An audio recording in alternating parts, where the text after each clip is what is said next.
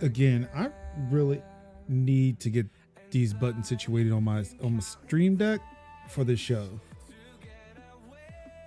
Yes. Should really dedicate some time. I used to have it, but I don't anymore. What's good, everybody? It's your boy Mark Summers from Major Linux, twitch.tv/Major Linux, and it's time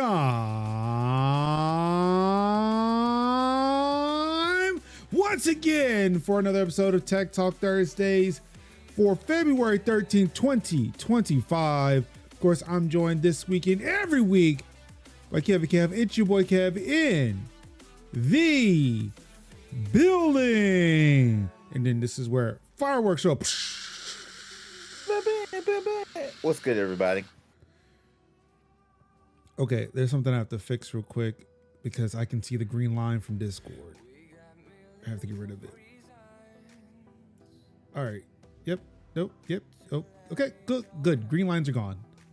I can't stand that. Like for Discord calls that are in things like this, we have to cut in shit, and there's like that green line shows up. I don't want to see that. Right. It looks so unprofessional.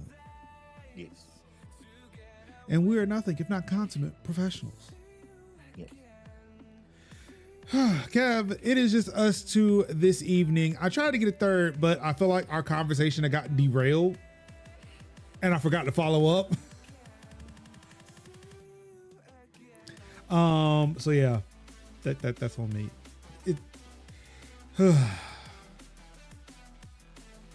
Anyway, how you been? I've been all right. I've been trying to stay, stay productive.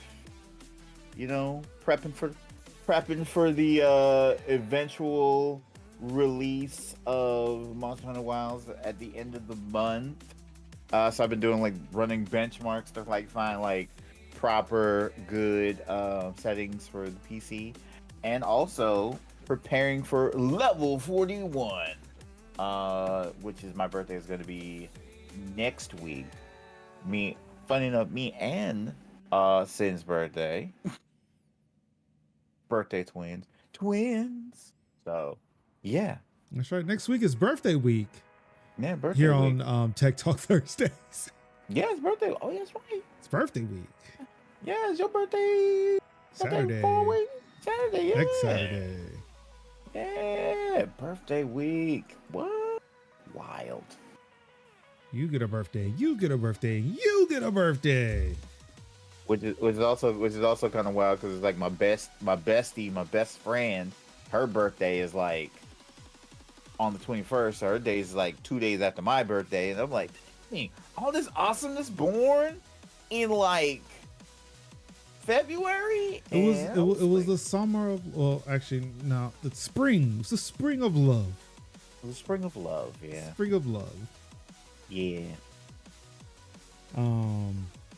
As I proudly shout out along the rooftops, I am the product of a marriage consummation. So, Dad got it right the first time. Yep. So, bow. Yeah. Mine got it right the second time, but second time. and then I come out and I'm born on a Sunday, so that's why I'm holy. Thank you, Jesus. Born on a Monday. That must be why everybody hates me. No. That's funny though, but no. Oh man, it's been a while since we've been here doing some podcasting goodness. I've missed it. I know y'all have missed it. Yeah. Sorry, last week I was out doing the thing, getting folks organized because we fighting back, baby. Mm-hmm. It's nice to see it's nice to see a lot of people angry at what's going on. Mm-hmm. But yeah, I just hope they keep that energy for when we tear this whole shit down. They'll be like, whoa. Look, we said we were tired of trouble. Whoa, y'all can stop. No, nah, baby. We take this whole motherfucker down. Can't stop, won't stop. That's right, baby. Ah. This whole motherfucker's going down to the ground. Y'all had y'all chance. Got people out here quoting AOC. I was like, nigga, she had a chance. She dropped that shit. Got Hakeem Jeffries out here on the podium talking about, man, what do you want us to do? They control the House, the Senate, and the presidency. Ain't shit we can do. Like, wedge yourself between the door and yell push. Tush push. That's what you need to do. The legal, the political effort of what's called a tush push, where you literally your quarterback holds the ball and you grab his thigh meat and go ooh, and you push him into the end zone. That's what you do. Like, you hold the door and say push. Just the defeatism of the whole thing. Like, it's like, oh, okay, here we go. All right. Yeah, this is about it. This is about right. Mm-mm. We're gonna put Chuck Schumer on this. What? No. Nope. You still got color in your bald head. What did you say? It's like Big Nance. I'm like, nope. We got our best people, Nancy Pelosi and Chuck Schumer. I'm like, absolutely not. No, yeah. Let me go ahead and start working on this outreach. Let's come on. Let me go put this apron on. Start making soup. If you do that, I'll build the guillotine. I'm sorry. Heads go wrong. People got to get fed, so. I mean, you're right. Look, we're gonna put on dinner and a show. That's the thing, though. We always say, like, resistance comes in many forms. Mine comes with sandwich. Like, We'll cut the sandwich. Look, we'll use them to cut sandwiches first to test to see if it works. Is it sharp enough? Yeah. Look, it cut that ham just nice, fine, thin slices. Like, I have that cut through bone. Yeah, I have the safe, what they call it, the safety bandolier. I call it the guillotine. What's called the national razor. And so yeah. So but then this thing, it was cucumber slices. So yeah, it's nice, thinly sliced, like paper. Yep. It went really well with my salad. It was delicious. Kev, Kev, we've got breaking news. Yeah, we do. I've got bigger breaking news, which is on par with what we're talking about here. Yes. Look what's listed. The official. Ladies and gentlemen, we're going to get started with the show because, yes, as of about half an hour ago. Yeah. I'm sorry, no, maybe about an hour and a half, because 4:33 Pacific time, what's that? 7:30? No, shit, that's half an hour ago. Yeah, half an hour ago. About half an hour ago, it was brought up on Twitter. Bloomberg's Mark Gurman tweeted that Sam Bondi, I think that is somebody else. Pam Bondi, Trump's attorney general, has penned a letter to Apple and presumably also to Google to tell the companies that they are cleared to restore TikTok to the App Store, which also means CapCut is back on the App Store. I'm gonna press the update button. Kev, there's no warnings. There's no warnings. It's updating. So that's right. For those of us who've had TikTok on our phones, and luckily me, who updated their phone the day before the ban went into place. Yeah. So I've had TikTok this entire time. Yeah, I was Ye of Little Faith. I got rid of mine, like, I think it was like around 10 o'clock that morning, and I got rid of it. And then it was like around noon, everybody was like, I was busy. Can you hear me? I was really busy that day. Mike, check 1 2 1 2. Mike, Hello? I was Hello? I was just busy that day, so Yeah. I couldn't get around to deleting the app. Yeah. Also, And like I have your inaction saved the app for yourself. also like I have like you remember back when Reddit did that whole API change and all the third-party apps were broken? Mm-hmm. Yeah, see, I still have that third-party Apollo app for Reddit on my phone. Oh. It don't work, but it's still on my phone. I mean, it's there, but well, it might work one day. Who can say? So yeah, for those of us who did not delete the app, we can now update it to the latest update of TikTok and app CapCut. And for those who did delete and would like to return officially to TikTok, yes, it's available right now. Actually, hold on, I've got one more thing I got to do. So y'all can be live for this. yeah.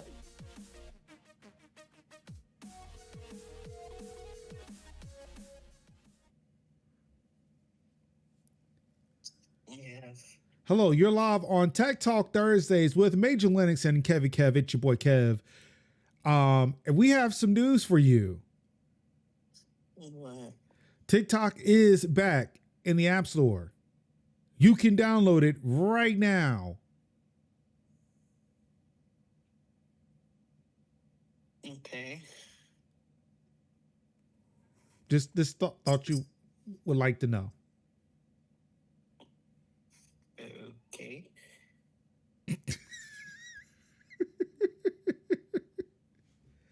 You are not having the reaction I thought you would to this news. Well, I was watching it anyway. Yes, in a web browser. Oh. But now you can have the full experience like the app keeps telling you. Let me see. Well, now it's saying it's downloading. See, look at that. Now you can have official TikTok.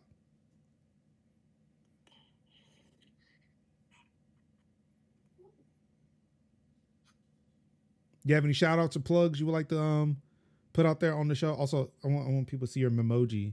That's my wife's memoji. Isn't she cute?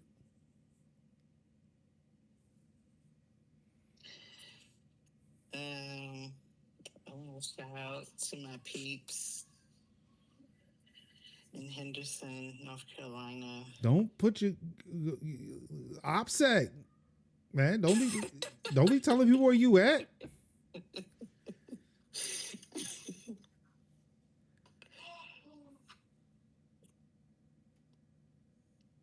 Is that it? Oh, yeah, that was it. Oh, okay. Oh, well, okay, now I got it. Yeah, congratulations. You did it. Huzzah, hooray. Yay. And I already turned in my phone, so. Yeah, see? Now everything is right with the world. Not really. Okay. Not really. Not even close. But with TikTok, yes. Yeah. Barely. Yeah. Barely. Well, thank you. All right. Bye-bye. Love you. Love you. Bye. Bye. Thought she would know. Didn't go over as well as I thought it was gonna go. I think it was more like it was more like in the vein of like, you know, you're like, oh, okay, to like, oh, combination of pleasantly surprised to like slightly confused. Also, I was from my brother in Christ. I was from the rag on you. You didn't tell that woman you loved. Not my brother. Anywho, so yes, I guess that relegates two of the stories I had today as absolutely moot. Yep. But I'll go through them anyway in the event that this happens again. Yeah. For one, TikTok was advising users to sideload the app in the US if you could, if you knew how to, if you felt comfortable doing so. Yeah, that's what I did. Yes, after many, well, granted, they only just gave the option to do that recently. But for iOS users, along with some Android users who didn't feel comfortable doing the side load, and what I actually did for my wife, and the reason why she necessarily did not care that it was back because she was using it. You could have pinned the website to your homepage and it would have served as the TikTok app. Yeah. And it's a really good facsimile of the real app, believe it or not. Yeah. I'm not sure. Call like a weblet. Yeah, like I'm not sure if it was always like that or they redid it for mobile phones. I imagine it's always been like that. Yeah. But yeah, so that option was definitely there for a long time. Also, like with my wife, she was saying that she just turned in her phone. She held on to her old phone, not because there was some old, well, some of it was because there was some old things on her phone that she still needed, that she was being reminded to migrate. But ultimately it was because she wanted to keep access to TikTok.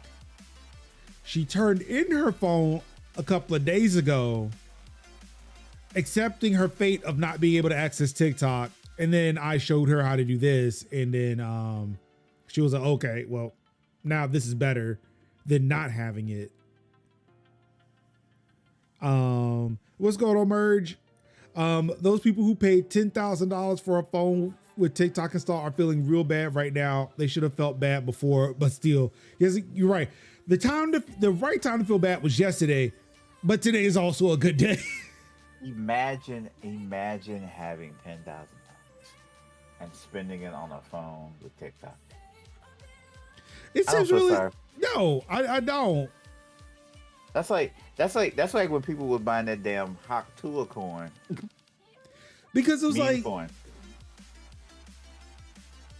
Weren't these phones going for 10 grand before the ban was in place? Mm-hmm.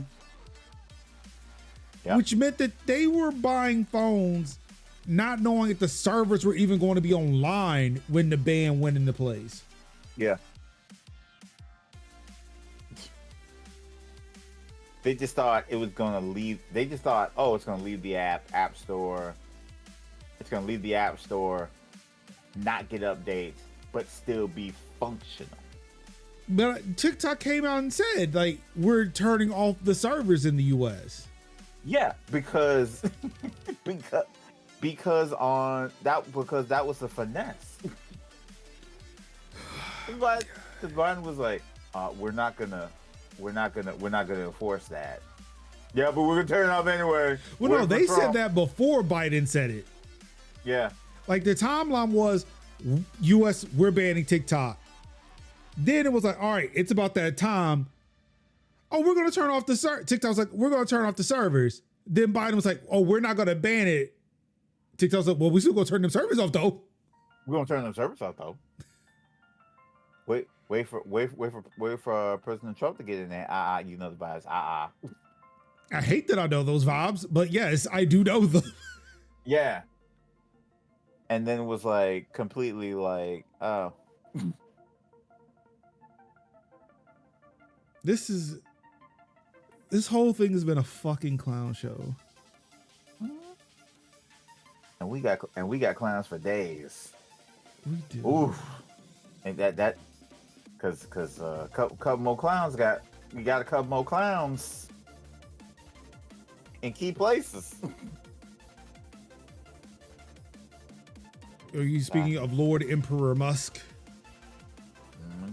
No, he's the biggest clown of them all, but he's bozo. But still. But no, yeah. Well, while we all have TikTok back and that Chinese app has, been restored, U.S. Congress people now are focusing on another Chinese app, DeepSeek. And of course, because we've not been online we've not had any stories in the past couple of weeks, we have not really covered DeepSeek, but DeepSeek is is a AI chatbot that came out of China a couple of weeks ago that just rocked American stocks, a lot of American tech stocks, Nvidia, Apple, Meta, OpenAI, all that shit. Just rocked the American AI industry, or whatever the fuck it wants to be called today. Because they were able to do it for cheap with less intensive hardware while currently being sanctioned by the US in a country that has a socio-economic political system where we're being told that if we were to run it, it would stifle innovation. Yet, DeepSeek exists. Yep. And they built it in a cave. I with a box of mean, scrap. And it's so good that OpenAI said, "Hey, you copied my copied homework." Yeah, you copied. It's like they literally copied. They photocopied somebody's Cliff Notes. That's what they did. No, they photocopied somebody's stolen homework. Yeah, Cliff Notes is legal. Yeah, it's them saying like, how dare you steal what was stolen first? Like it's like somebody robbing from like the mafia. It's the wildest thing.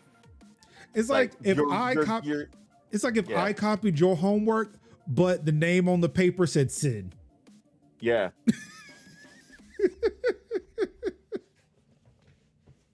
And it's wild to me, because I'm like, did you not think where this was gonna go?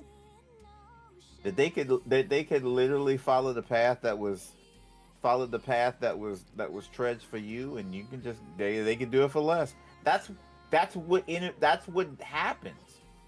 Somebody you do something for billions of dollars, and somebody can see the path that you walked on and says, "You did it for less." You did it for. That's how it works, my guy. You charted the path, and they walked up. You charted the path, and they said, "Cool, here's the blah blah blah." So now that the U.S. feels violently threatened by all of this, and just xenophobic and xenophobic, as they have been lately, thanks Obama. A U.S. senator wants to fine and jail those who use DeepSeek and other Chinese AI. Because reasons. TM. As reported, let's see. Oh, of course it is. Republican Senator Josh Hawley wants a new bill that he filed this week. According to the bill, the idea is to prohibit United States persons from advancing artificial intelligence capabilities within the People's Republic of China and for other persons. As reported by The Independent, the proposed law stipulates that anyone violating the restrictions will face fines of up to $1 million and up to 20 years in prison. For businesses caught using Chinese AIs, the fines could reach $100 million.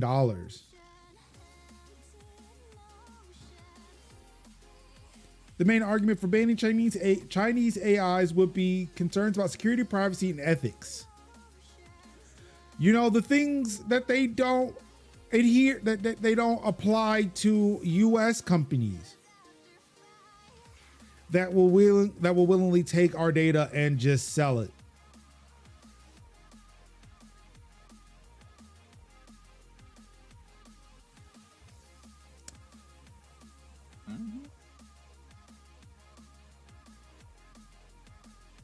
I would use.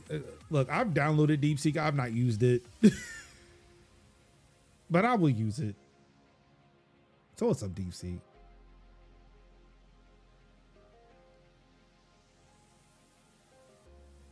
Excuse me. In labor news, in the tech industry, Workday, a software company that helps create create some tools to help manage, your workspace. They're laying off 1,750 employees because of AI.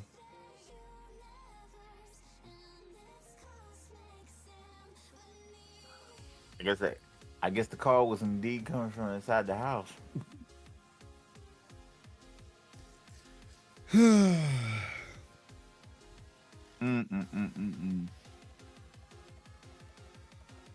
Within a series of paragraphs in which Eschenbach acted really torn up about choosing AI over people.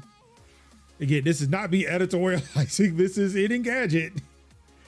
He summed up this trend pretty clearly, quote, companies everywhere are reimagining how work gets done, and the increasing demand for AI has the potential to drive a new era of growth for Workday. So while we make more money, we need to stop paying you. Mm-hmm. These things are related, but not in the ways you think they are. We will want to pay you, but also we like growth, and AI will give us that growth.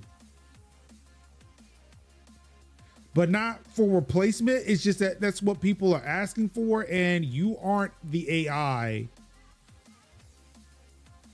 Plus, it costs to make the AI and to keep you. So we're going to go where the money is, and it's going to sound like I'm saying the word replace, but I'm not saying replace, but we're going to replace you with AI. Mm-hmm. But that's not what that means. Replace does not mean replace when we replace you with AI.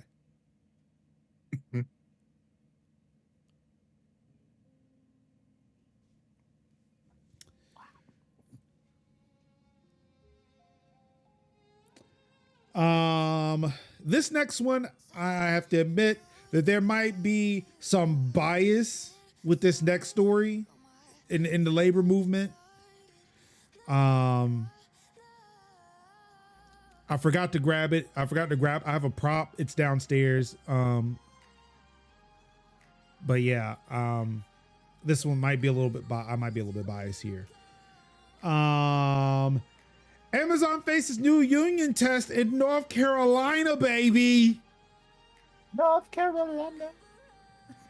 North Carolina is a state that is genuinely hostile to unions. Amazon is a company that is historically extremely hostile to unions. Now an upstart union is attempting to represent more than 4,000 Amazon workers at one of their online retailers' locations there.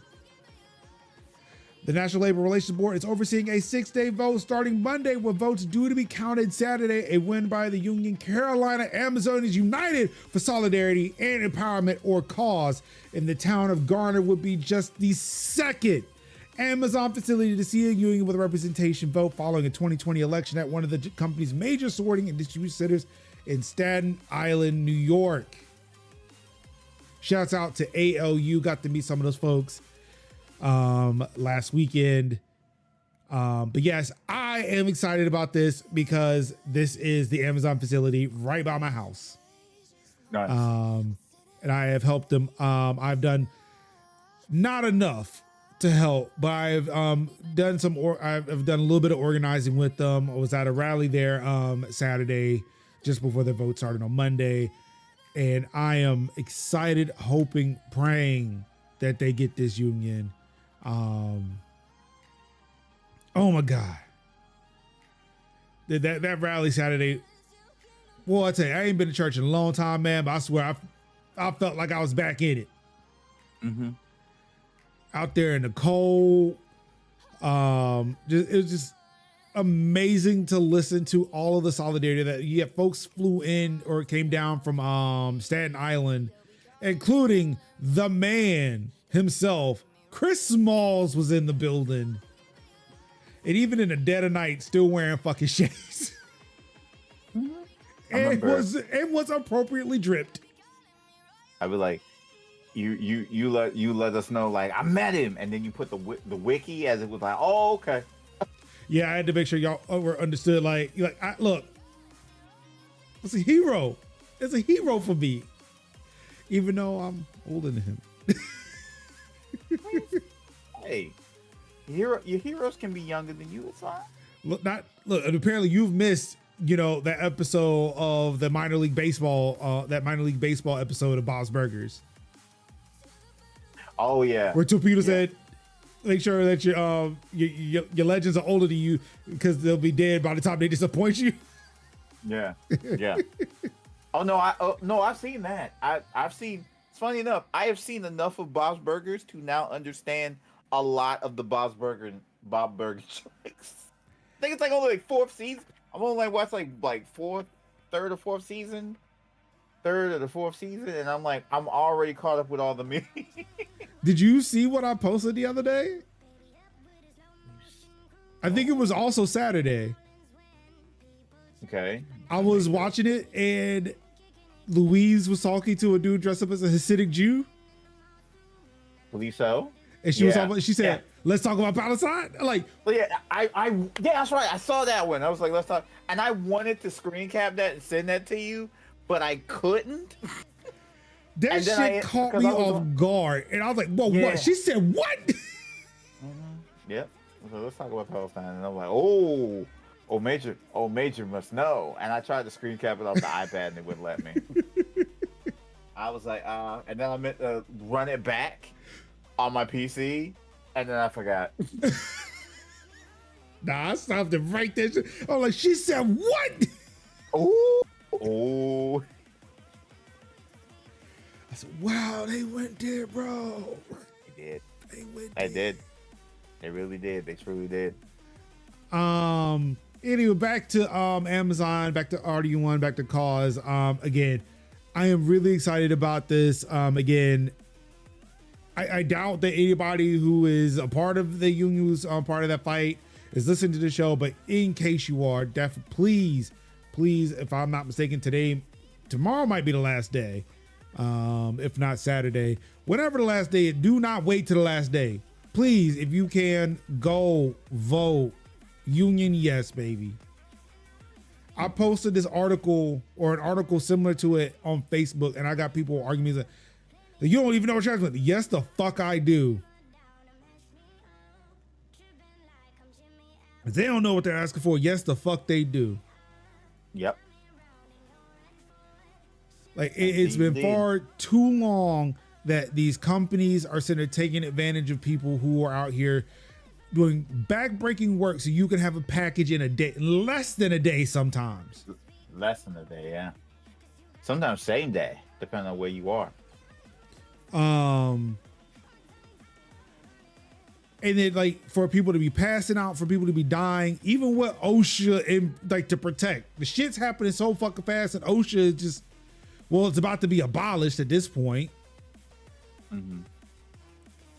Yeah, the fuck, like I got people like, look, they asking for $30. Like, yes, sir. Mm-hmm. I'm like, and if you think that's too much, because they're making more than you, then maybe you should have a conversation with your boss on why you ain't getting compensated fairly. I agree with that. Because I mean, again, that the amount of money and the frequency that a lot of people buy stuff and the volume in which a lot of people buy stuff, whatever we have to pay, if that means we just have to pay a little extra, and then technically we don't pay a little extra. But yeah, just like you say, we technically don't. Making billions of dollars. This company's are making billions of dollars of profits. You got a motherfucker who was sitting there building fucking penis rockets to the damn moon. Mm-hmm. I'm sorry, hobby. Dick rockets to the moon. As a hobby. As a fucking hobby. As a hobby. Yeah, I'm sorry. They can afford to not sit there and build shit and just waste the planet's resources to make sure that people have fucking living wages and aren't fucking dying at stations. Just so that you can have an electric toothbrush by 2 p.m. Mm-hmm.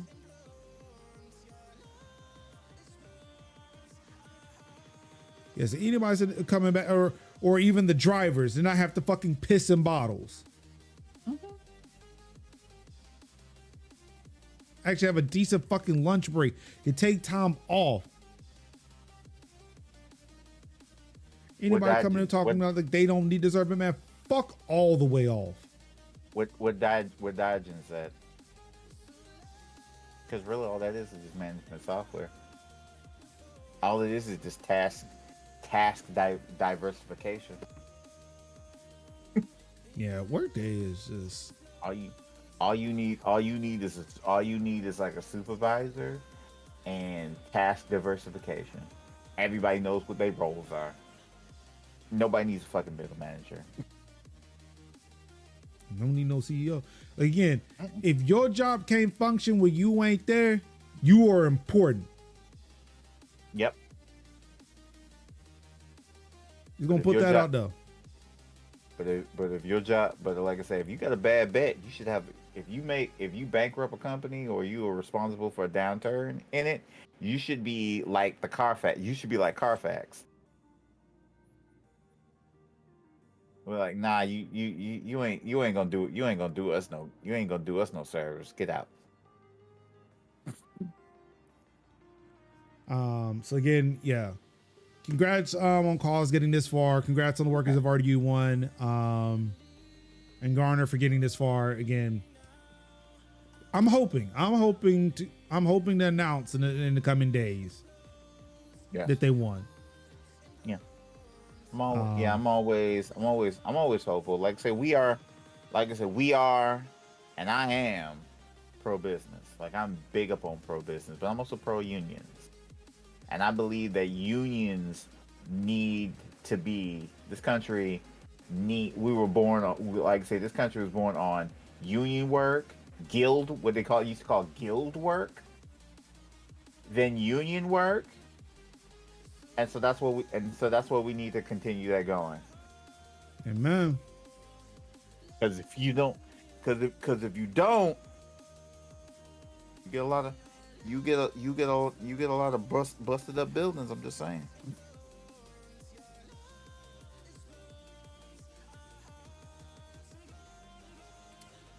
Of course, because we are now a political podcast. I mean, we're pivoting. We are a tech and political podcast.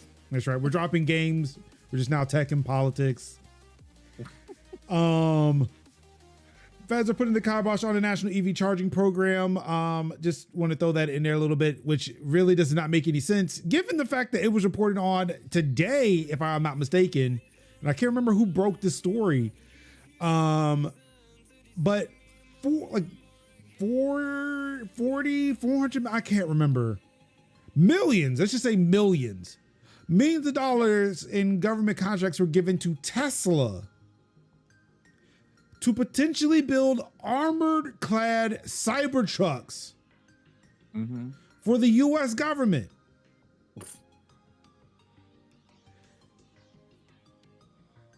Yet the national charging infrastructure is going to go away. So how we charge these bitches?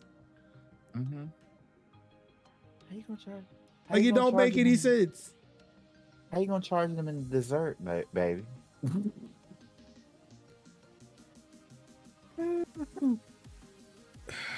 How you gonna charge you? This shit don't make no sense, man. It don't. Like it was one thing before I found that out, but now it's like, because like the question was like, how does Elon feel about this? Granted, I'm sure he'll still build superchargers. Yeah. And I guess force everybody to use this standard, which again, whatever. I do not care. It's a fucking standard. It's a standard, whatever. Like, but yeah.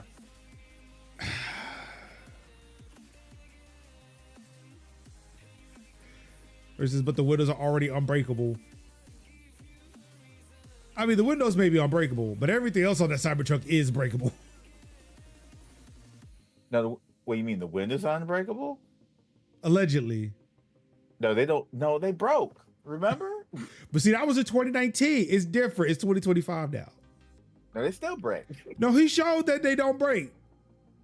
He redid it. He did redo the experiment. I'll give him that.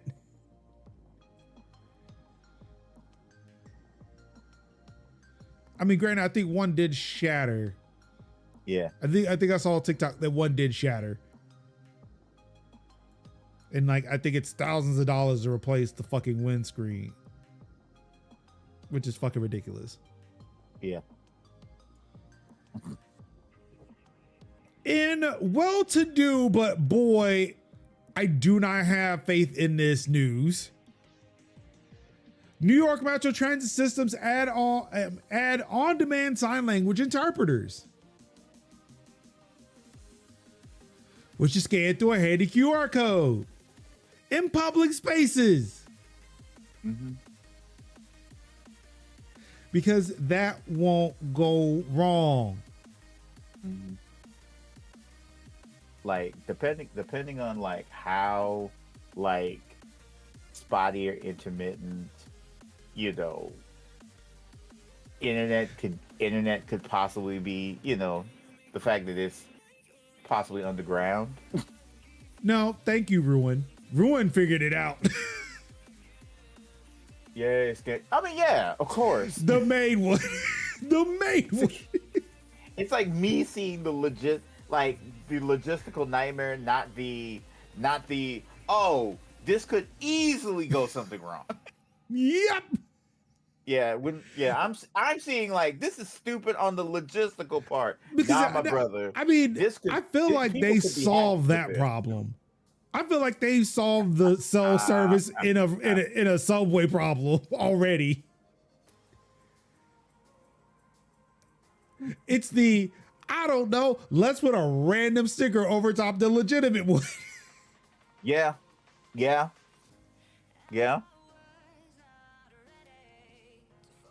like, do you know which one? I'm just gonna scan. I mean, no, they don't even have to like put like a dummy one. It's just like putting a fake one on top of the real one. Cause like you tell me you gonna look at a QR code, tell me what the fuck it does before you scan it. Plus you can just plus real talk, you could just copy paste. It's like you can literally take that sticker, take a picture of it, tweak it, put the compromised QR code on top of that, and then just stick it on top of it. Look, I mean, or just print the QR code that's just the same size as the one that's already there. Yeah, you ain't got to do all that. Just like print QR code about the same size, just stick it on top.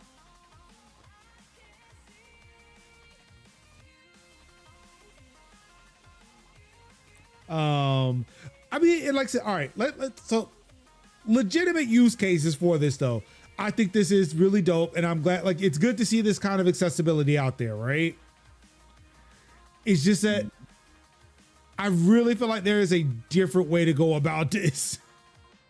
Yeah. Like maybe have an app, and you just like, if you need the service, then it is there.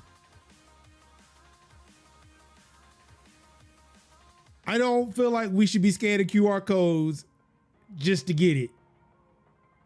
Like that's just a no-go.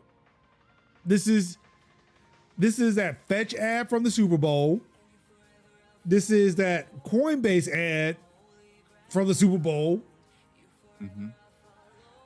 Just don't. I had somebody come up to me and say, "Hey, we were trying to promote this event that we're doing on the flyers. Can we put a QR code?" I said, "You can." And I see why you would do that. And I don't think anybody would really want to fuck with us that bad. But, and especially given the political climate we're in, where enough people are trying to look for ways to organize, I can see somebody taking advantage of that and putting a bad QR code on our flyer and fucking that shit up for us. Yep. One that will lead somewhere else. They're just like scratching out the QR code where they can't scan it, giving somebody a virus. I don't know. I don't know who would be that fucking malicious, but I don't put it past anybody to be that much of an asshole. Mm-hmm. So do you know how much parking fraud we have because QR code stickers?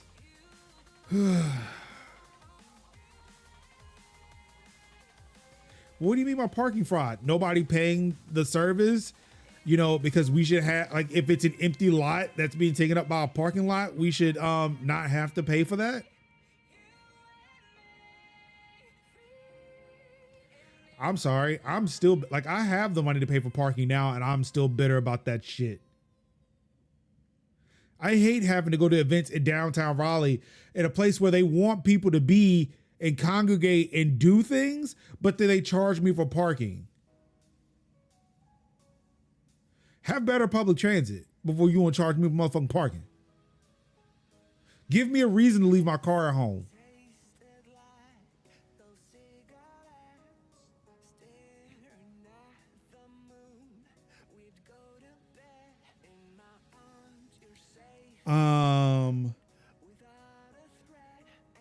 And of course, for those who are looking forward to it, Google I/O has been announced. Google I/O 2025 dates have been announced for May 20th and 21st. So get ready for more of that yummy AI slop. Mm-hmm.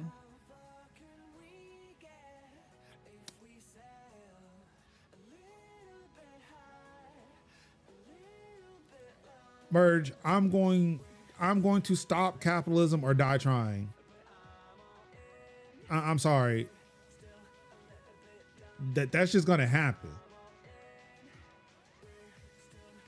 Don't believe me, just watch. So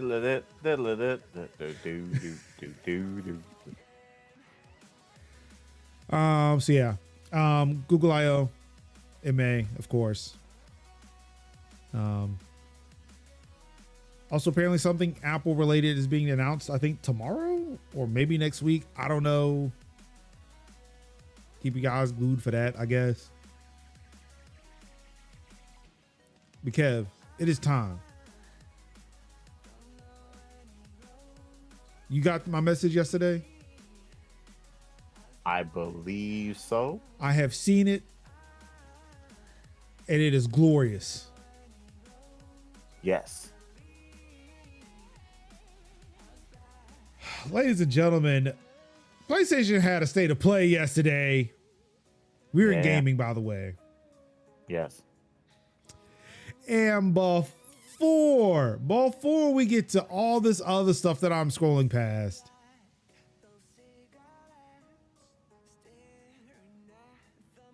and I'm really mad they're making me scroll all the way down for it.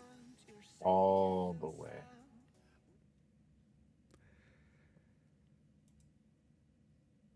They have finally, officially, which means I got to watch it. Yeah. Put out the trailer, or the announced date trailer, or sorry, release date trailer for Metal Gear Solid Delta Snake Eater. And I'm sorry, we have to take some time. We have to take some time. I want to make sure that all the levels are right. So excuse me real quick. While I adjust my sound. Yep. But you gotta call them out, because maybe people don't know who they are when you see them. Wait, what are we talking about? Talking about the different thes, you know? Oh. Yeah. Gotcha. All right. They made y'all really wait for that release date. They did. But I'm ready, baby. I'm ready. Well, to be fair, it wasn't that long of a wait, no, but I mean, given other games, it wasn't that long, but it was kind of sort of leaked. I didn't see it. Yeah. So I feigned ignorance. Yeah. The only thing that was spoiled for me, which I don't care about, was the Ape Escape. But I do have some new information on that too. Yeah. Not for PlayStation, but for Xbox. Yeah. But here we go.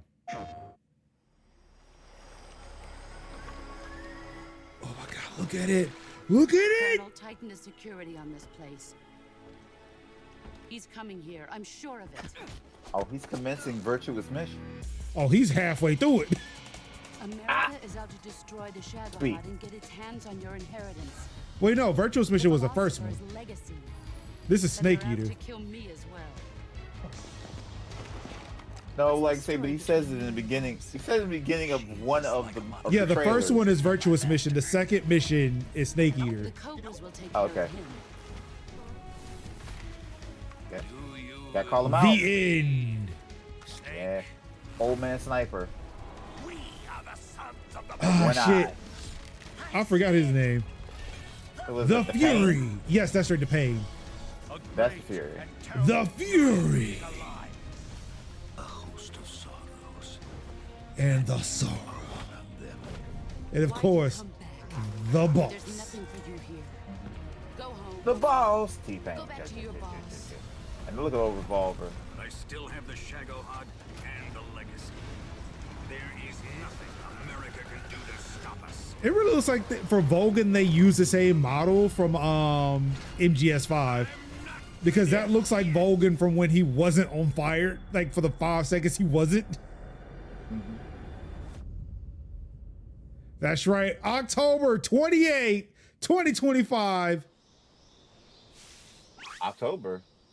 I'm sorry, August. My bad. I get those two mixed up because like I'm finna say you know. I'm finna say my brother in Christ. You might want to check that out. That's right, August 28, 2025. And of course, with the PlayStation 5, you get the Ape Escape, Snake versus Ape or Ape versus Snake, whatever the fuck mode it was called. Yeah. I'm sorry, Snake versus Monkey. Yeah. Snake versus Monkey. Yeah. However, on Xbox and I'm not sure if it's going to be this. I'm not sure which one the PC version will get, but at least on Xbox, they're getting Bomberman Oh. because Ape Escape was a PlayStation exclusive. Yes. Yes. So yeah, on Xbox, they're getting Bomberman. But let's see what else came out of the state of play. I actually did go back. I didn't watch it live. I went back and watched it on YouTube.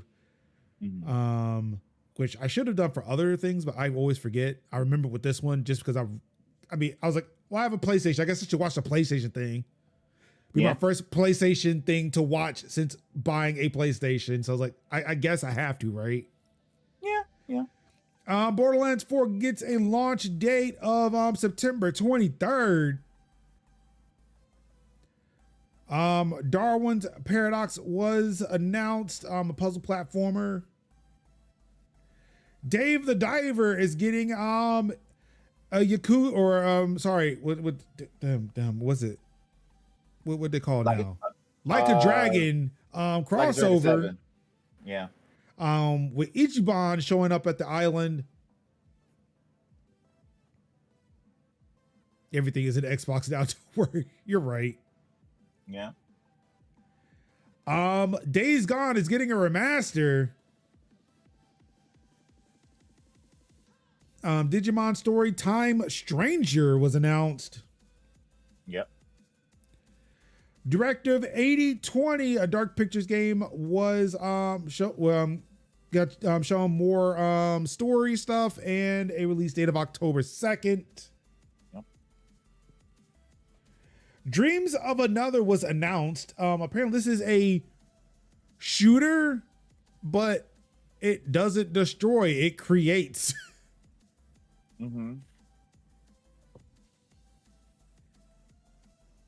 Opinions on Days Gone. I've not played Days Gone. I don't like zombie games like that. Yeah, it wasn't for me. Five Nights at Freddy's Secret of the Mimic was announced. Hell Is Us released a trailer coming out September 4th. That looked interesting. I don't know if I will play it.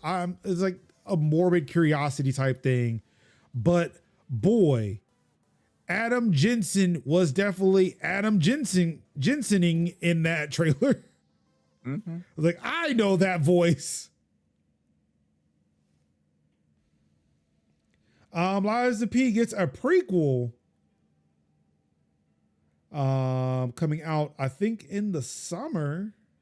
Mm-hmm. I don't see a date for this yet, but I think it's coming out in the summer. Like a Dragon Pirate Yakuza in Hawaii. No date yet. I'm sorry. February 14th. Oh no, that's the demo. Sorry. The demo is available. It says the 14th, but it's actually available now? Yes. No. Yeah. The demo's available now. I think the game comes out tomorrow. Yes. Okay. This weird sentence is definitely weird. It's a PS5 demo of Like a Dragon Pirate Yakuza in Hawaii is available February 14th. No, this says the demo is available February 14th. Yes. That's how that's read. But I thought people were playing the demo today. I thought so too. I don't know. I don't know when the game's coming out. A demo is available sometime between now and tomorrow. Yes. Lost Soul aside, this was a game that I think started off as one developer, but PlayStation invested in it. It's coming out of China. Launches on PS5 and PC on May 30th. It actually looked pretty good. It looked pretty cool. It's definitely giving me like Black Wukong vibes. Yeah. Like, yeah. Like games that are coming out of Korea and China, like high fidelity. Like this is why you buy a 4K TV. It's like they make it, the games are like, this is why I buy a 4K TV. This is why I buy an expensive graphics card. Yeah. Yeah. Because they like it's like what we imagine Final Fantasy was supposed to be on a PS2. Yeah. Is like, oh, this is why we have the power of the PS2. Yes. Metal Eden looked really fucking good. Yeah. It looked really nice. Good. It was nice, good. Fast, fluid. I was very interested in it. Mm-hmm. Let's see. Ruin says Pirate Yakuza dropping on the 20th. It looks like. Okay. Oh, okay. Okay. Metal Eden coming out on May 6th. Also, Lost Soul Aside coming out on. I did say May 30th. Yes. Mind's Eye. This is coming out of one of the folks who worked at Rockstar, worked on GTA, and it shows. Yeah, I've seen when I was looking at the chat, they had mentioned they called it Call of GTA. It really looked like that. Yeah, but I ain't gonna lie, it looks good. It look good. It does. It does. I want to play it. I want to play it. It does look good. I'm like very surprisingly interested in it. I would like to see more of it. Oh, and whatever region KCD2 comes from. KCD2? What is? Oh, Kingdom Come Deliverance. I've not seen enough of that. I've honestly not seen enough of Kingdom Come Deliverance 2 yet. Yeah, I haven't seen enough to like form a definitive opinion on it. Looks interesting, but it's like, okay. Monster Hunter Wilds, which will come up, I think, in a couple of stories. Showed off some of their plans for post-release content. But yep, the game is coming out on February 28th. Yes. We will be hunting. Yeah, we'll be hunting. We be hunting. I'm probably going to get it on console. This is probably like the first game. This is probably the first game I will buy on my PlayStation. Do we know if it's cross-platform? It is. It's okay. Because yeah, I might cop this on the PlayStation and not even put my PC through those paces. Especially if I want to capture it. I have done it through. I did like a bit of a stream of the beta, and the beta wasn't too bad. It was definitely better than the first beta, but looking at advanced breakdowns of like the preview code, the preview build. Yeah, I've heard final release is going to be better. It's gonna be better. That's So, what I've been hearing. And like Bird is saying, like, don't worry, it runs and looks like shit on console too. But see, the thing is, if it looks shit, if it runs and looks like shit on PC while I try to Steam that, or while I try to stream it, that's just gonna make it look worse. I'd rather just like be bottlenecked on one thing and just stream perfectly on another. yeah. So I'll let the PlayStation look like shit. But the stream is crystal clear though. It'd be like it might run bad, but at least it streams good. So it's crisp, baby. Yes. Onimusha is back. Onimusha 2 Samurai Destiny HD remake or remaster coming out on May 23rd. And Onimusha Way of the Sword is slated for release in 2026. And of course, talk about this a little bit later. Well, I guess we can talk about it now. So I guess I'll just remove that article because it's here. PlayStation Plus game catalog for February. Saga Frontier is being added. Looks like 10 Hearts, Somerville, Star Wars Jedi Survivor, Lost Records, Bloom and Rage, Day 1 release, and Top Spin 2K25. If only I didn't already buy that on PC.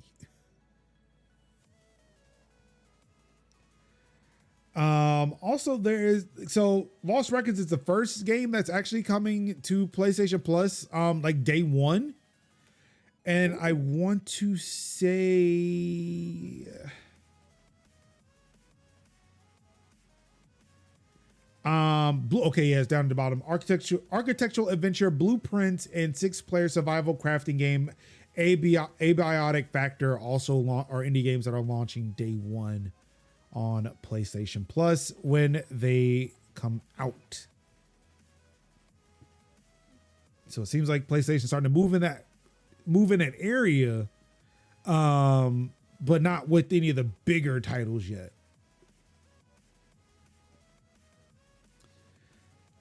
Let's see. Also in premium some old Armored Core titles are coming. If you want to play those. Saros, the next game from Housemarque, was announced. It does not say the actor's name, but I know he's a well-known actor or voice actor. I cannot think of his name to save my life. But definitely was a voice I recognize. Yeah. Also Shinobi is coming back. Shinobi Art of Vengeance was announced. Yeah, Shinobi was in that. Do you remember like that initiative that Sega was the trailer that they had that was showing off all the different. So this is a part of that. Yeah, it's part of that. Yeah. Oh, okay. Yeah. And speaking of Sega, Sonic Racing Crossworlds was announced. I was excited about this because I'm like, I always love kart racers, and it's good to see different kart racers out there. And I imagine with the Sonic movies, doing a lot better. Yeah.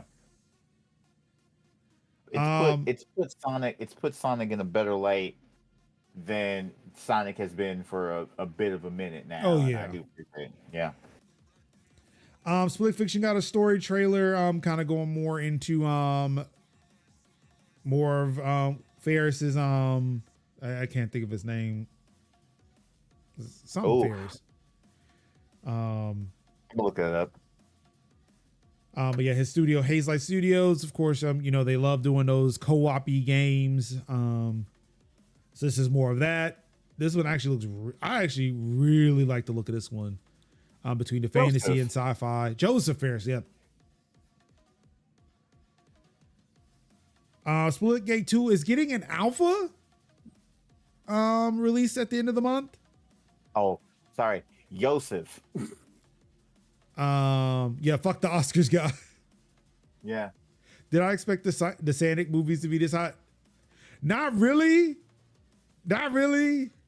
but they are fucking good. They say even the Knuckle series is good too.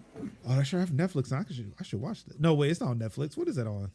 It's on Paramount Plus. Damn, I've been had Paramount Plus. I've been could have watched that.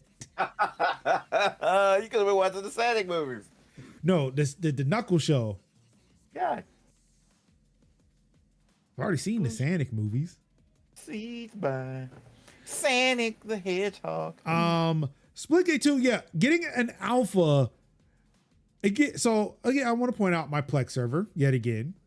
The place where I watch 5, now probably 6-month-old YouTube videos. Yes.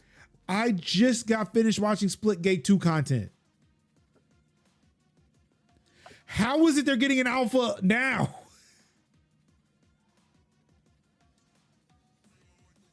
What are they doing? They've got it. This has got to stop. This has got to stop. Stellar Blade, getting the Nikkei, Goddess of Victory DLC, coming out this summer, or in June, will be available on both PS5 and PC. The Midnight Walk got a release date announcement. This is a horror game, a claymation horror game. Yeah, I was thoroughly creeped out. I was thoroughly creeped out when they first announced it. I was like, ooh. Tides of Annihilation announcement trailer. Seems like a I was Gwendolyn, and it was like, and Gwendolyn takes place in London, so I was definitely getting some King Arthur's type shit going. Vibes about it. It looked pretty good, but I think it looked like there was some performance issues going on with that trailer. So hopefully they'll tighten that shit up. Yeah, it was very hitchy, yeah. Warriors Abyss, taking the Warriors combat, bringing it into a roguelike. So you can just, bash up a whole bunch of monsters and, just be different every time, I guess. WWE 2K25 is getting The Island. Yeah. Quite notably, it is only going to be on PS5.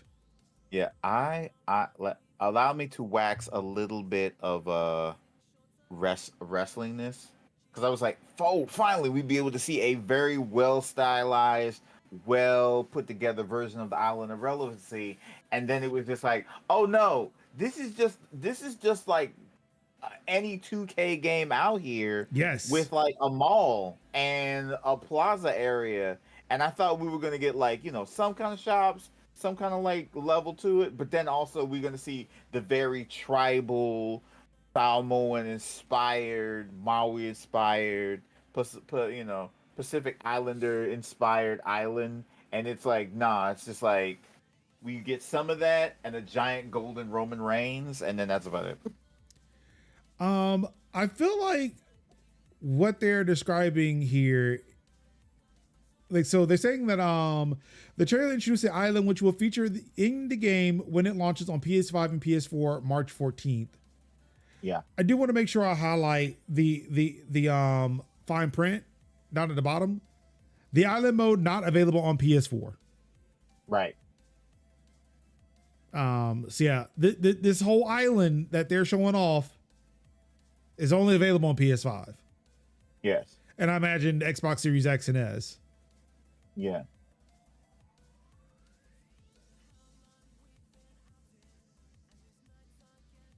So it was one of those like, yeah, I was okay. It was one of those like, okay. I thought we were gonna have like, like tribal inspired, but then also like few shops here that would more fit the aesthetic of it, and then still maintain like the island, Samoan Pacific Islander like vibe, and it's like, nah, we get some of that, but we don't get a lot of that. No, it just looks like, damn, what is it? Horizon Fest, but with wrestling. Yeah. And it's just like, oh, we get a golden Roman Reigns with this Ulafala around his neck, and it's like, oh, okay, okay, yeah. So yeah, that's everything that was announced at PlayStation State of Play last night. Again, we know where I'm at. Yep. August 28th. Just what day is that? August 29th? It's a Thursday. Yes. It's a Thursday place.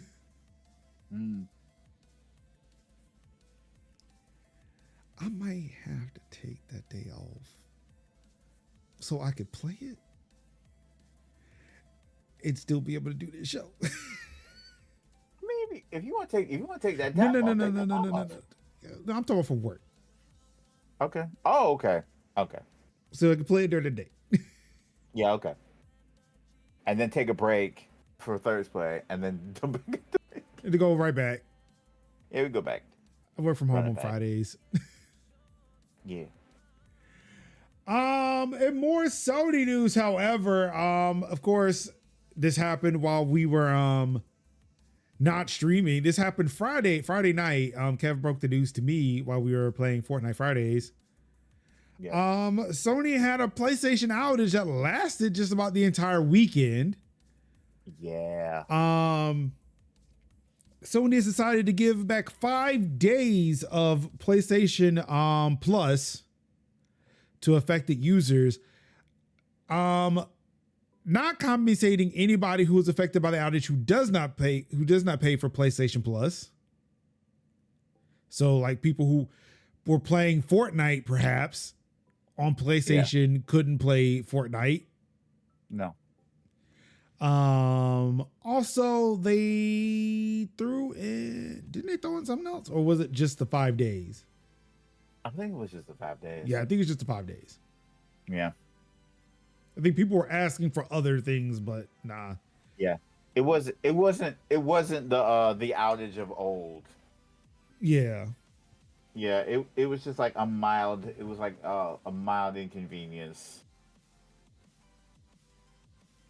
So yeah, 5 days of PlayStation Plus to compensate for the outage. Also, I mean, unfortunately, this outage also coincided with the beta release for Capcom's Monster Hunter Wilds.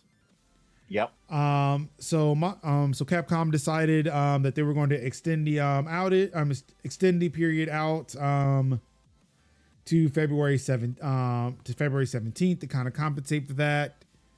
Yep. And I think they extended it for everybody. Yes, they did it on all platforms. Okay. Yeah, because I guess what they were thinking is we want to make sure PlayStation people have the ability to play with PC and Xbox. PC and Xbox, so they just extended it out for everyone. And again, that's something that's why I mentioned in the article that was a good move by them to do that, because they could just been like, yeah, whatever, you missed it. You could pick it back up when you play the game, when you buy the game. But good prosumer moves. We prosumer moves. So Also, and thank you for using Blue Sky. yes, I was gonna do Twitter links, and then I was like, wait a minute, this gotta be on Blue Sky. So I checked it, Blue Sky. Of course, like to a lesser known thing that we care about, but yeah, also Call of Duty, they were having a XP thing and they extended it too. But yeah, it was more or less. I'm not going to steal Capcom spotlight. Yeah, because I was truly playing. I was playing the beta on last weekend. Well, really, tried to play it on the off night. Couldn't play it because it unlocked at 10, and I was like very tired. I woke up Friday morning and I just said, I'll just stream it I'll just double it up on Friday. Streamed it in the morning. Had a good time.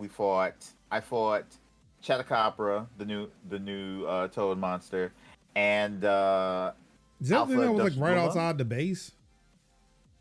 Wait, was it? I don't know. I fought something. You fought something. Okay. I fought something. I don't remember. It Wait, wasn't the thing. Did it look? Was it green or was it brown? It was brown, I think. I don't know. That's the Alpha Dushiguma. Sure. Yeah. Sure. Yeah. Yeah. Whatever you say, boss. Yeah. That's why when we do this, I'm like, look, just tell me where to go. Yeah. I don't need to know what the fuck they call. Just tell me where to go, and I'll disturb their habitat. Funny enough, the secret would probably take you where you need to go. Like secret would be like, go, and he'd be like, brr, and then it just take you wherever you need to go. I have no idea what the fuck I was doing. I accidentally hit something that was not too far away from me, and then it's like, hey, this is a fight, and I'm like, all right, sure it is. And the buttons that they give you, like how you're supposed to change weapons, it does not work unless you are on the mount. Right. But the buttons don't change when you're not on the mount. Yeah. So it was like I was sitting there pressing like the hey, change weapon button, and it calls the mount. And I'm like, I don't want the mount. I want the other weapon. And it didn't dawn on me that in order for me to change weapon, I have to be on the mount. And I was like, well, this seems really dumb. I do not like this. Unless you do like how I do, you call the mount, you get on the mount, you run the mount away, out of the way, you hit the left directional, it changes the thing, and you jump off the bird.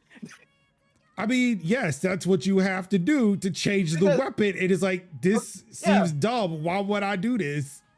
Because it's better than, hang on, I got to go all the way back to my tent to change. Well, no, I mean, no, that's what I was doing. So if you hit any directional button, and you are not on the mount, it calls the mount. Yes. That's what was infuriating me because I was trying to change the weapon. Yes. I didn't realize that it was telling me you have to change the weapon on the mount. I didn't realize that's what it was doing until like 30 minutes into this fight. And I'm like, because how you gonna pull the whole bow gun from your back pocket? Say Red Dead. Where the fuck was I pulling it on the mount? Oh, in his pouch. It's a saddle. For a 7-foot long gun? Yeah, they fold up. What the fuck am I, Mary Poppins? They fold up. Anywho, yeah. All I know is that I'm pressing buttons. Shit ain't working the way I think it is. I ended up with the gun and figured out enough buttons to make the gun shoot. And I'm like, you know what? I'm fucking gonna stay with this gun, this blinky that does not run out of bullets. Yeah, that's because you're using you're using the default ammo. The default ammo is like unlimited. But if you use like specialty ammo, they do run out. And then it will switch to the regular ammo. So I don't care. I'm just shooting this motherfucker and dodging when I can. Yeah. And eventually I'll figure out how to get back to the swords I was originally using. Now, the cool thing that I do love about when you're using bow guns is like how the focus mode works, because the focus mode is like left trigger and you hold it to like find where all the wound spots are. Yeah. But because you're using bow gun and aim down sights, you can always see the wound spots. Yep. And I'm like, yes, I love that. Is it great? Now I don't have to shoot in random places. I can just shoot where it's glowing. Okay. Yeah. This is fun. So you can see the wound spots. And I'm like, yeah, I love that. Also, I love that the damn palico was something. You're almost done. 15 minutes later. Oh no, we have to heal you, but you're almost done. Like you said that 15 minutes ago. Oh yeah. It's like, no, you still gotta put some in. It's basically letting you know, hey, monster's dead. Monster's near death. Now, how near death? You're not gonna know exactly. Look, you took off you took off 2 HP. It's like monster's near death. Like, bro. Yes. But then it's like say that's basically you saying like keep fighting. You almost got it. Will I give my palico a real voice? What do you mean? My palico was talking to me like I. Oh, they already did that. I don't understand what real voice means. It was talking to me. Right. You can't. Look, there's too much shit happening for me to read a caption. Yeah, it's the first time. It's the first time in the real series where they can actually talk to you. They actually can say words to you now. Yes, there are talking cats in this game. I mean, real talk. They've always talked, but we've always heard like the feline voice. It'll be like that. No, I would prefer that these Like that. motherfuckers just talk to me. Like, tell me Right, what the yeah. fuck is on your mind. Right, and nothing was cool, and it's always cool. Like when you're sitting up there fighting and you're near death, and then all of a sudden a palico is floating in on the Vigor Wasp, and it's like help, which is like basically like a wasp with like a sack of health, and they throw the wasp at you, and they be like, "Oh, thank you, whew, I need that help." I love how Kev is just, he knows everything. I don't even know what they were flying on, if they were even flying. All I know is that, look, Yeah. I'm running out of health. I don't know how to heal myself. Man, I'm glad this Palico was doing this. Yeah, I legit seen a little. They were throwing something. We was like finishing off the Chatacabra, and I basically the Chatacabra went to sleep, and I put the different like barrels down, and I set it up. I saw that. And I said, "Wakey, wakey!" And then all of a sudden, I see this little tiny like barrel bomb just flying across it, and I'm like, not Django just Kobeing a little bomb into the fray, and I finally hit the other barrel, and then it blowed up, and I was like, see, hand clap of praise. See, And the fact that the Palico rides on the tail of the sacred, and I'm like, yes. See, the thing is, yeah, I didn't know how to do heal. The reason why I switched to the gun is because I did recognize that my swords needed to be sharpened again. Mm-hmm. And because I didn't know how to do that, I let me switch or figure out the button that does that. Switched the weapon, and it's like, all right, I guess I'm with this gun because I don't know how to sharpen the sword. And it was until after I finished that fight with that monster that I realized how to do it. And I was like, oh, okay, you know, I think I'm done with this. I'm not playing this again until this game comes out and I'm playing with Kev. I can't. I wanted to play more, but I just couldn't. I was upset that demo even put me into the game where I left off, which was the worst thing for me. Yeah, because it was like the last time I played, they had set me up with a new with the same character that I had from the previous beta, and I was like, I wanna go through this whole entire process again because I want to experience this whole process again. Now, when this new beta comes up, when the last beta comes up, I'm just gonna go ahead and continue the same character and play like and do more of the different hunts of like the Redeus and Arkveld. I think it was Arkveld. Arkveld is the boss monster, like the big boss monster, until they show off the other big boss monster. Because that's what they do before. They do like, oh, it's Nergigante, or it's like Zora Magnaros is the big one, and then they show you like this other big monster that you the actual boss. And then they did the same thing in Rise, where it was like Magdamalo for a while, and then I think it was like Zivu Zaraf or something like that. Yeah.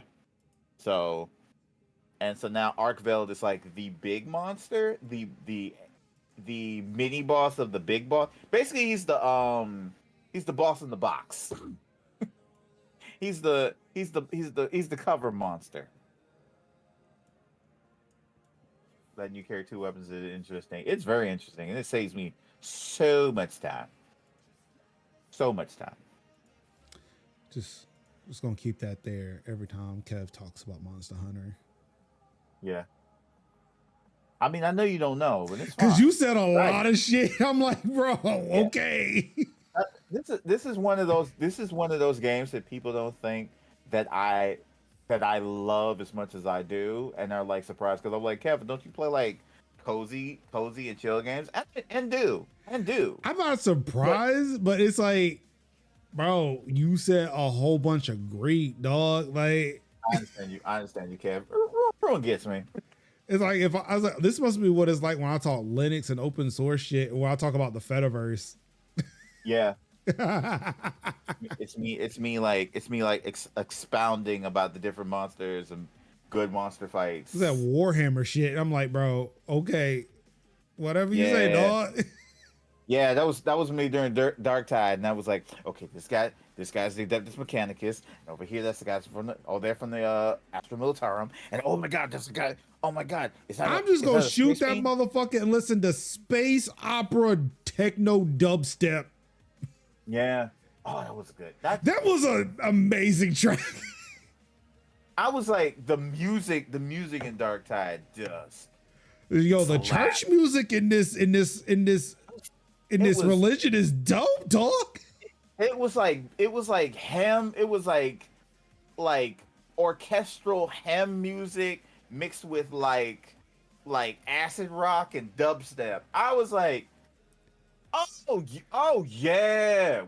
It's like, and I'm just hacking away. It's like in a playlist called "Ritualistic Music to Murder To." Mm-hmm. to murder while you pray. Oh my goodness. Yeah. So yes, I guess there is one more open beta before the game releases at the end of the month. This weekend. Definitely this weekend. Okay. Yeah.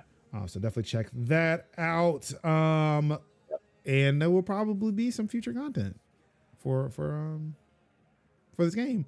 Not only on the Kev channel, but maybe mine too. Give you dual perspective of what's going on between the adventures of Kev and Major.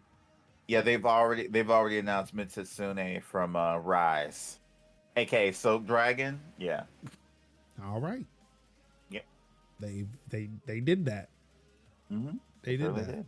They did that. Mm-hmm. Yep. Sure. Yep. All right.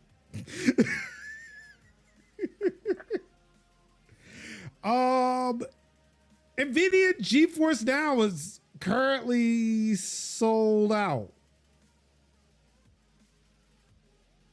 I don't know how you do that with a with a digital subscription. Yeah, but you do apparently an intangible product runs out of an intangible thing. But okay.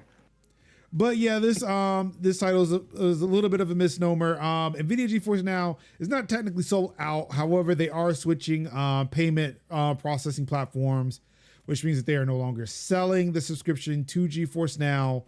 But when they switch over to the new payment platform, they're bringing back day passes first before they bring back overall subscriptions.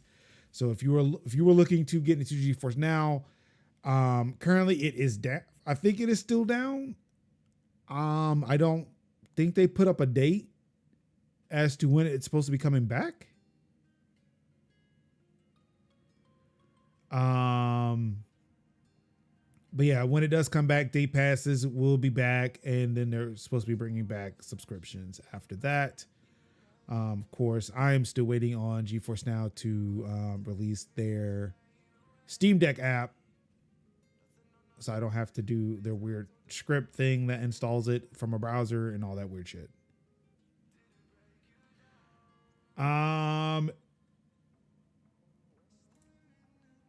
Nintendo Switch 2 news, we now found out that the Joy-Cons will be used as mice.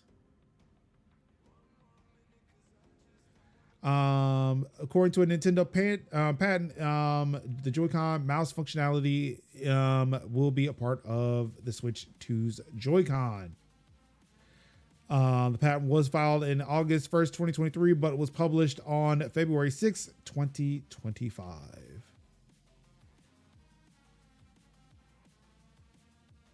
And apparently now that this has been made public, people have been looking at Civ 7, which will be releasing on the Switch 2, if I'm not mistaken, and say, hey, are y'all going to put mouse support in the Switch version of the game? And Frax is like, I mean, it looks cool, but no comment. Okay, so the day passes are available for GeForce Now. Okay, cool. And labor news coming out of the gaming industry. Bandai Namco has lost or laid off over 100 staff since April with little fanfare. So apparently, not everything is sunshine and rainbows in Japan, as Bandai Namco has lost 100 people.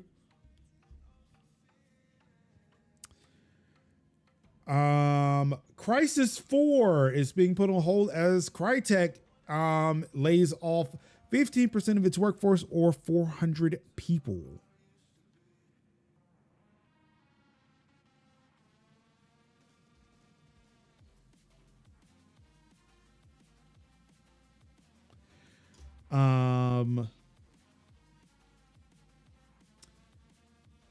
So that is unfortunate. Hopefully those folks find work.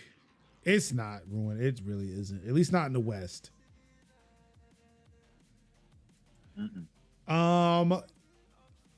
Layoffs continue at Unity as more people have been laid off. And this is coming from the behavior package tech or from the behavior team. Excuse me. And this is coming from their package tech league, Shini Nishri. Dear Behavior community, thank you for your love and support for our project. Unfortunately, we were told today that our team is included in the latest round of layoffs and we will not be able to support you any longer. I've reached out to leadership to ask if they can open source the project, but there is no guarantee. I'd like to thank you so much for your kindness and support and your amazing engagement and feedback. I wish we could take Behavior to the finish line we wanted to get it to. Farewell.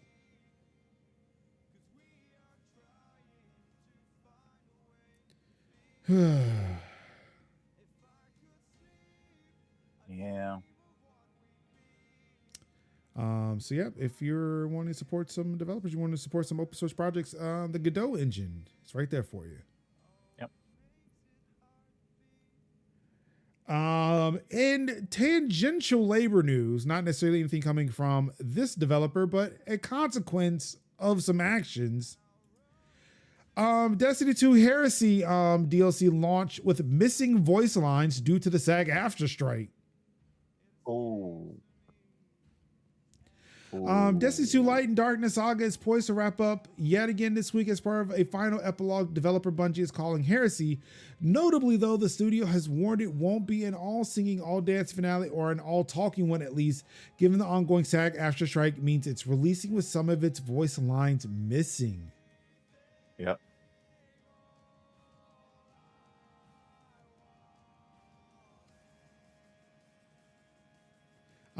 And quote, this is coming from their blog post, quote, due to the ongoing SAG-AFTRA strike, you may notice certain voice lines being silent in game. To ensure narrative content can still be followed by players, Bungie says it's enabled subtitles in the Heresy update by default.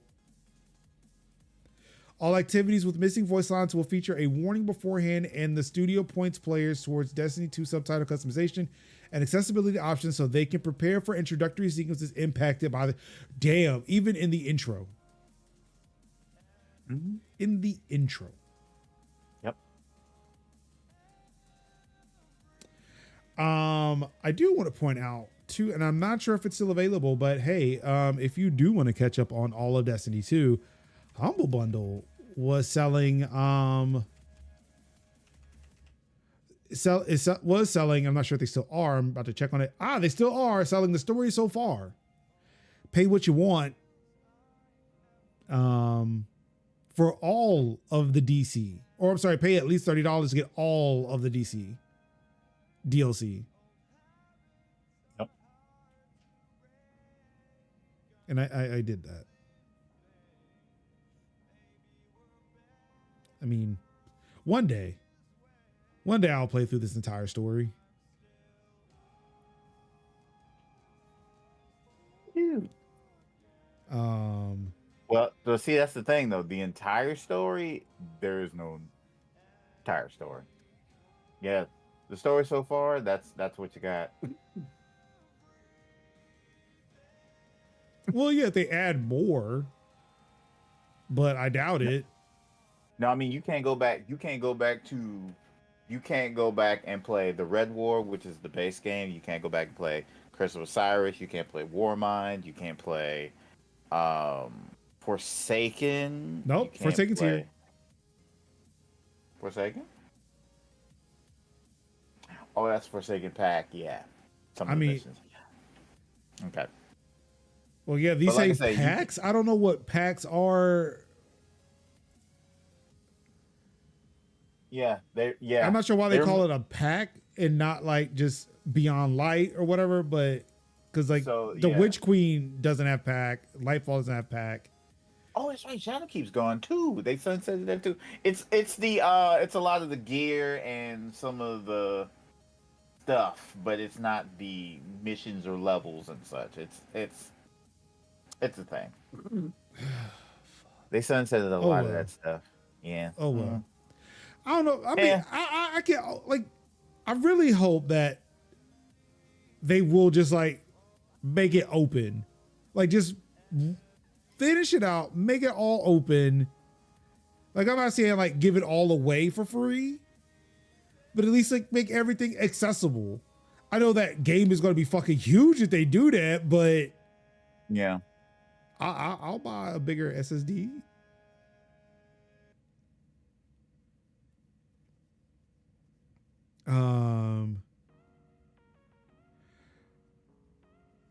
Look, Ruin, I remember Titanfall when they used to have a setting to where you could play the story of the original Titanfall, and then they removed the story bit. And they did that halfway through a playthrough I was playing. So I never really got to finish the story of Titanfall, and I'm still somewhat upset about that. Mm-hmm. Which is why when they released Titanfall 2, it's like, hey, we now have a dedicated story. I'm like, great. Yes, one did have a story. There was a sequential mode. There was like a sequential series of the multiplayer maps that you could play that did tell a story. Mm-hmm. And they just like removed that option and just made it all multiplayer. I'm like, damn it, this sucks.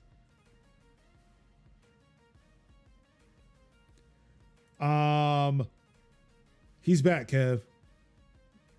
He's back. Guess who's back? Back again. Bobby's back. So Bobby Kotick has been opening his mouth as of late. I guess, you know, when millionaires and billionaires don't feel threatened by their actions or by the consequences of their actions, you know, they just start talking, start flapping them gums. Mm-hmm. Stop bumping them gums. So yeah, Bobby Kotick's been just telling all the business secrets of Activision. As of late, I guess, you know, he's been over a year out of the company at this point. So yeah, I guess just says what's on his mind, like Sean Layton is, except not as problematic, or no, except Activision is, or Bobby Kotick is very problematic. So Bobby Kotick has come out and said, of all the things, that the company's harassment lawsuits and employee petition seeking the CEO's removal was fake. That it did not happen. Mm-hmm. It's all a fabrication. Mm-hmm. Let's see here. Okay, there we go.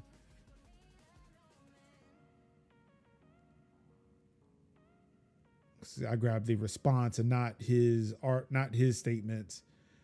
So when asked about the matter, and specifically the petition signed by Activision Blizzard staff asking Kotick to step down, the former CEO responded, "That was fake. Quote, I can tell you exactly what happened. The Communication Workers of America union started looking at technology. They kept losing because they represented the News Guild, Comcast, and they realized they were losing members at a really dramatic rate. So they got to figure out, how do they get new union members? So they first targeted a bunch of different businesses, Google, some other tech companies, Tesla, SpaceX, and us. It's the power of unions. I didn't really understand this until we went through this process. They were able to get a government agency, the EEOC, or the Equal Employment Opportunity Commission, Yeah, it seems really convincing. He starts talking now after the EEOC is gone. And a state employment agency called the Department of Fair Employment and Housing to file fake lawsuits against us and Riot Games, making allegations about the workplace that weren't true, but they were able to do this.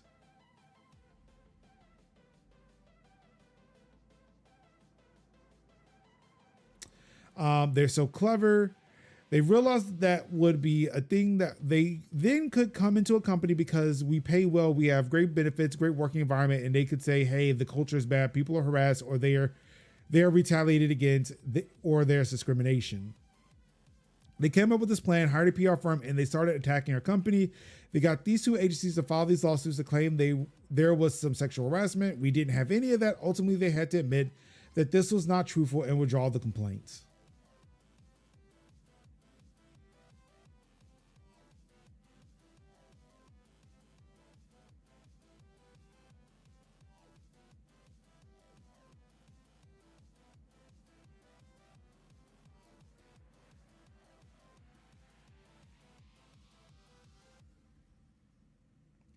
He also claims, quote, when I heard about, and this is about the inappropriate conduct. When I heard about things that were inappropriate conduct in the workplace, I just fire people like on the spot. My view is you don't want to have a culture where there was any kind of discrimination, retaliation, misconduct. It's bad for recruiting and it's bad for retention. My general counsel said, yeah, we got these investigations, but like we don't have any issues. We're not worried about this. He came to the board and said, yeah, we got the EEOC and the California Department of Fair Employment and Housing, but we turned over all our documentation. We don't have any issue. We don't have any issues here. This is not something to be concerned about.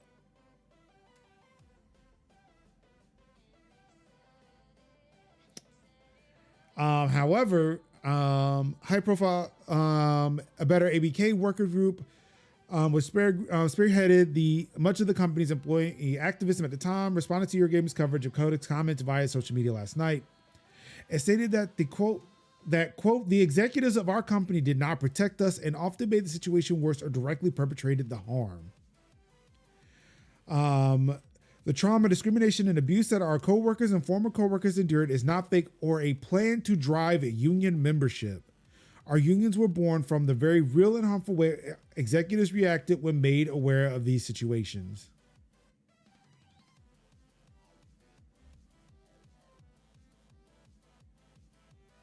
A common misinformation tactic used by companies during a union campaign is to assert that a union is and I've definitely seen this, that a union is a third party that comes in and makes changes. This is not true. The workers are the union. We are not a third party looking for companies to prey on. We are workers with a vested interest in making our company the best it can be.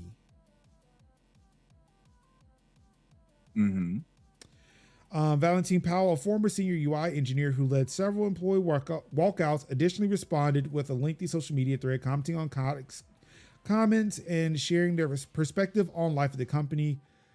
Quote, during my time at Blizzard, I was loud and I was vocal about the issues facing our company. I helped spearhead multiple initiatives to remove systemic tools of harm, and I worked with the newly hired DE&I crew to help form several ERGs, set up our first attendance at Pride and the Inclusion Nexus. There were money barriers, there were political barriers, there were bad actors. Basically, we were only allowed to make small changes, and most of us knew we needed large ones. One of my first forays into collective bargaining at Blizzard was the salary spreadsheet. This was years before unionization was ever discussed. We gathered a list of about 50 ways people wanted to improve salary and promotions, refined that list down to 10 bullets with the help of over 100 employees across Blizzard. We presented our list and were told by leadership, no.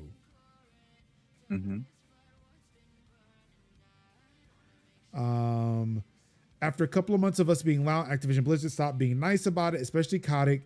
I was the one who started the petition to remove Bobby Kotick as CEO. I was the first name on the list, and that petition had nothing to do with CWA. Bobby Kotick is trying to paint a false narrative, but it's unsurprising. He refused to listen to us for years when he tried to handle this stuff without unionization and only listened once we actually started unionizing. And yep, I will say that for a company that isn't Activision Blizzard, Amazon is doing the same shit. Yep. So, yeah, I don't know. I tend not to blame. I tend not to believe the, the millionaires, the billionaires, and just like the multi-billion-dollar or trillion-dollar companies that tell me, "Oh no, we are definitely being inclusive." Yeah, they're lying about us. We give them everything they could possibly want. Right. They're just being mean. Mm-hmm.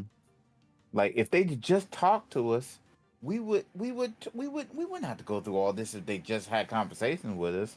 Meanwhile, all the receipts say otherwise.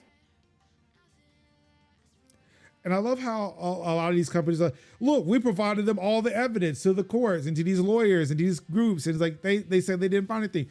Yeah, because you were really good at hiding them, making sure there was no paper trails, like making sure people went away that did not look bad on you. You're really good at that. That's what HR is there for. Yeah.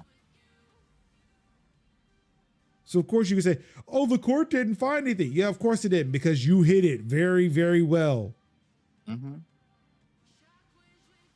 Like, we're not stupid. No. Can't piss on my leg and call it rain. Exactly. But yeah, Bobby Kotick being out here loud as shit. And again, it's been a year, and with Trump saving everybody or saving the oligarchs out there, yeah, they can just be just the biggest and baddest selves. It's the Gilded Age all over again.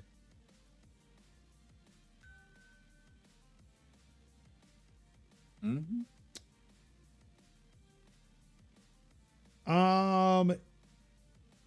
In AI spaces, Harrison Ford. Harrison Ford praises Troy Baker's Indiana Jones and says it didn't take AI to do it.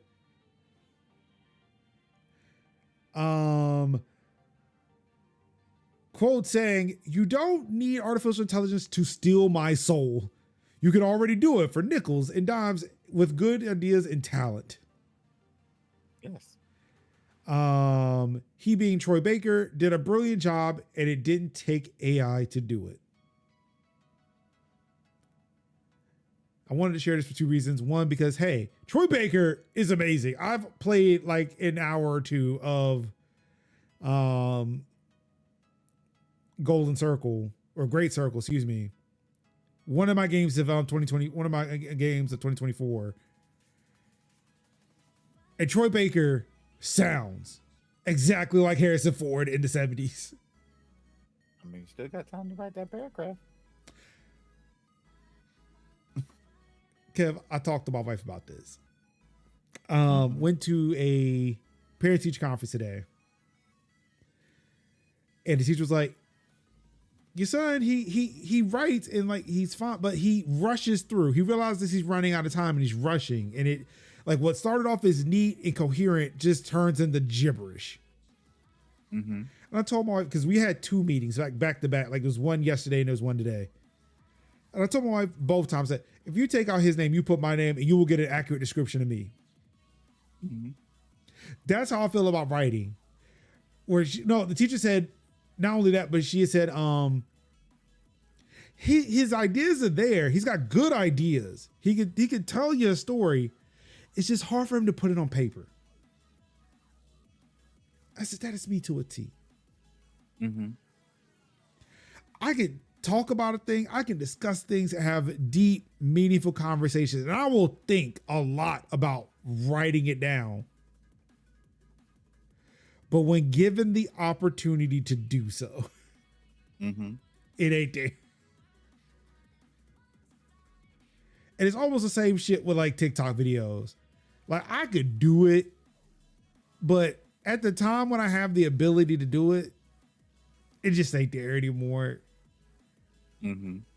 Like she was like, well, why don't you dictate, like do a voice to text? I was like, One, I just don't want to do that in the bathroom because that's where most of these thoughts come from. Mm-hmm. Also, I talk in circles. So like it won't make for a good article and I wouldn't want to edit that anyway. But when it hits me, when it hits me, if you want to check out some writing that I have done, definitely check out majorlandings.com. I have 2 posts up about being a revolutionary worker and some thoughts I've had while being at work and feeling inspired to write. But now I'm busy. I actually have work to do now, so I haven't had the chance to write lately.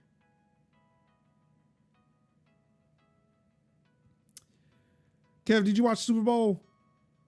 I did. Did you see the halftime show? I did. Say Drake. He really did that. He fucking really did that. Yep. Did you notice anything about this? About the stage layout? Yeah, it's the PlayStation buttons. Yeah. Did not dawn on me until Monday. Yeah, I had an inkling, like, and I was like, oh, that looks like the PlayStation buttons, and then it was like I saw 2 TikTok videos, and it was like, oh, it's confirmed. Okay. I saw every one of them except for the X, I think. And then thought Squid like, they Game. were in the X. Yeah. Ah, right. Okay, so just so you know, this was at the beginning when we initially had the stream because I was at somebody else's house. Who, again, wonderful host, had an amazing party. This was after our immigrants' rights protest. Yeah. So it was great to chill with some folks after the protest, right? Mm-hmm. It's amazing to see this blowout. But while I enjoy gigabit Ethernet here, they are not as blessed as I am. Right. To have a solid, stable connection. Oh yeah. So the concert cut out like 2 minutes in. Oh. Dang. So I only could see or really make out the 3 of the 4 symbols, which are also used in Squid Game. Yeah. I did not know there was a gaming theme. Yes. Until like the very end when I came home and I'm like, or not even a gaming thing. I was like, game over. I don't get it. Sure, game over. But yeah, it wasn't until Monday that I realized it was a gaming type thing. There was some gaming components to this. Yeah, it was gaming component. It also had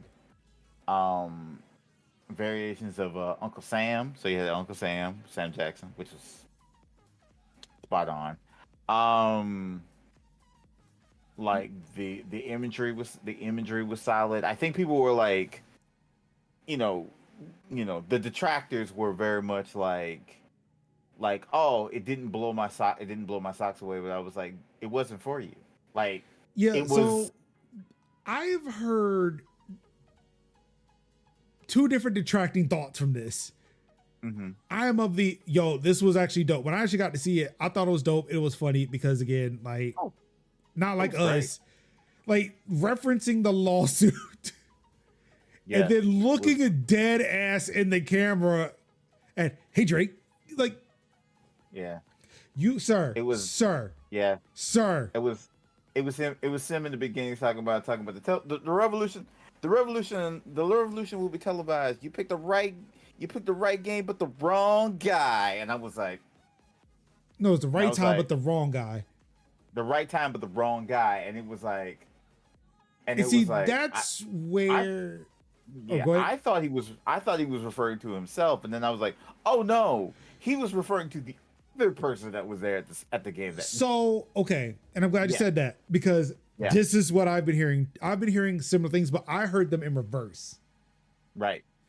Where there have been people who were saying that he was referring to Trump, and like again, some of the leftist circles I'm in, some of the people on the left that I follow, were saying this is him trying to talk about the duopoly again, Democrats and Republicans, Yeah. And that this was some big spectacle, you know, like to silence people. Like, say, oh, this is the revolution. I'm being revolutionary. It's like, one, no, I did not get that. No. If Not anything, even. before I kind of watched it and understood, kind of took in more of what was happening and not being so distracted by the terrible internet connection I was initially watching it on. And hearing what people were saying, like hearing what Sam was saying, Samuel L. Jackson was saying, Yes. I understood more like, okay, yeah, this isn't revolutionary. Like, yes, he's putting on a concert. He's making statements. He's putting out that imagery, but no, this is not revolutionary. He was not being revolutionary. No. There was somebody being revolutionary. We'll get to that in a second. Yeah. But he himself was not being revolutionary. No. I don't think he was necessarily talking about Trump. I mean, some of me thinks he was maybe talking about Trump, but then again, the same leftist person who's been railing against this whole concert the entire time. They came out and said today, I think that, oh, he was talking about himself and how he's not that guy. Like, I mean, maybe, sure. I don't know. Maybe he was just trying to sound cool. Like, this is not the thing where I'm gonna say we're looking too deep into it. Like, I honestly was looking forward to the think pieces. Yes. To this, because yeah, like when I saw the American flag thing, I was like, I don't know. I really don't know. I really need to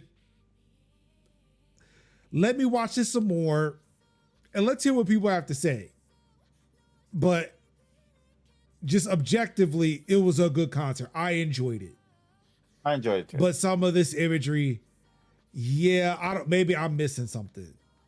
And then like even hearing back from the creative director or whoever the fuck put this together and like hearing about the gaming components is okay, yeah, there were definitely things I was missing. So I'm glad I did not get all Mastodon and be like, oh my God, I can't believe this shit. Like having not seen or like kind of heard the thought behind what went into it. Yeah. But yeah, speaking of revolution, going back to revolutionary acts, my man sitting on top of the car with the Sudan and Palestinian flags. Yes. Hero. Oh yeah. Was not like the NFL didn't know, Rock Nation didn't know, Kendrick didn't know. Nobody knew he was going to do that. He was a part of the performance. So it's like he was selected to dance. He was a part of the whole thing with, I guess, all the rehearsals. Did his whole routine. But when it came the night of the Super Bowl, he knew that fuck that shit. Flag time. So definitely shout out to that man.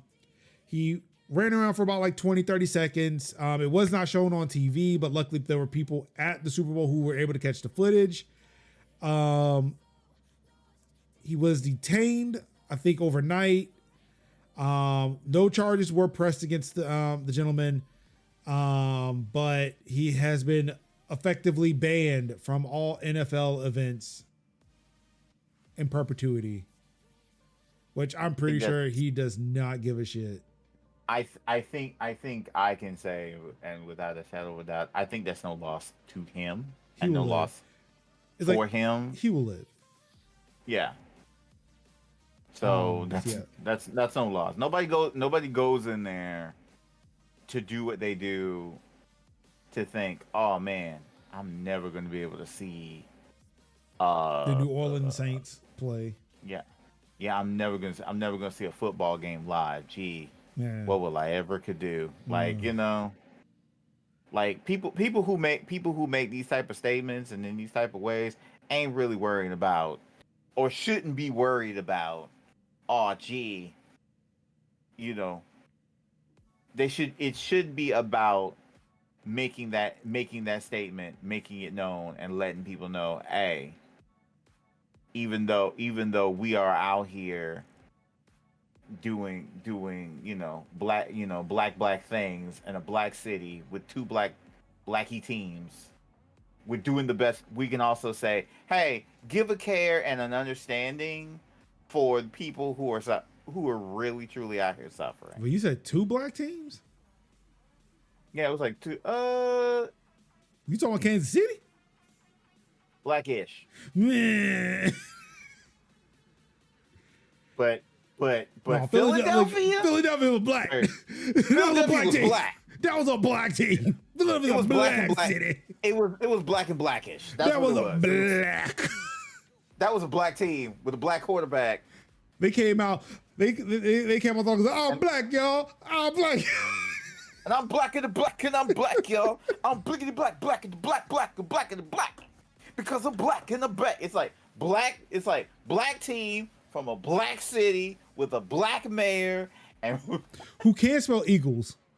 who could spell Eagles, which was crazy to me. And her also saying like, please don't climb the poles, and people were like, that's cool.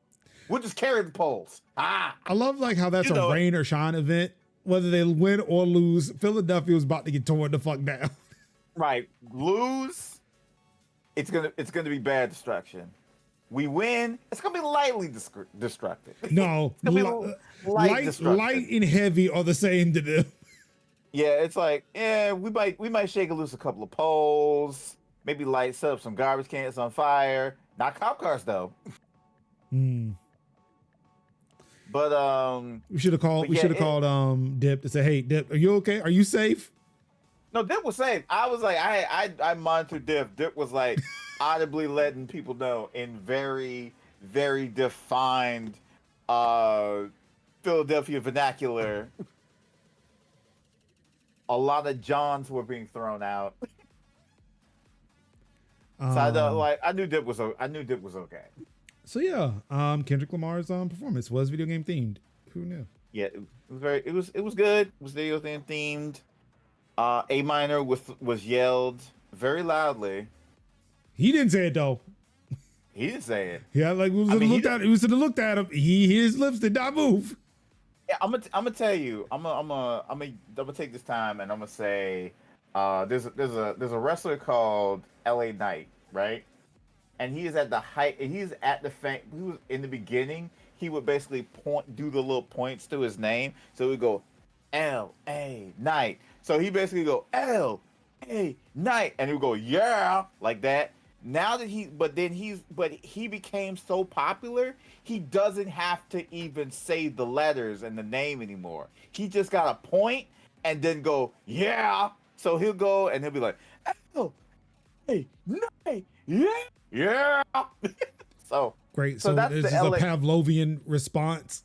Right. It's a Pavlovian call and response. He doesn't even have to say A minor anymore. He just has to wait for the crowd. The crowd will fill it in for him. And so he'll just be like, probably strike a chord, and it's probably, and then the crowd will go, A minor. Yeah, they did it. They did it at the Grammys. They did it at the Super Bowl. Yeah. Oh, yeah, like more. The fact that Drake is still out there, just still performing and shit. Mm-hmm. I mean, make that money. I guess, look, you got some Drake fans out there, but it's like, yo, I mean, that couldn't be me, man. It wouldn't be me. Like, it would not be me. Like, yo, to just have a diss track being performed at the Super Bowl. I mean, keeping the band with you having a diss track win 5 Grammys. Like 5-time Grammy winner on a diss track being called a PDF file. Also, I did not listen to any of these songs until like after the music video for Not Like Us came out. I mean, how? I just didn't care. Again, I had Gaza on my mind the entire time, right? I mean, I get also, it. Also, Hens Hall came out. Hens Hall came out, and I was bopping that. But yeah, like I heard snips and pieces, but I never really stopped to listen to songs. Because obviously people were putting shit in TikToks. Yeah. But yeah, I went back and listened to some shit. But listening to Beat the Grams, I was like, oh no. Mm-hmm. Oh no. Oh. Because that was saying Meet the Grams was he only the murdered him.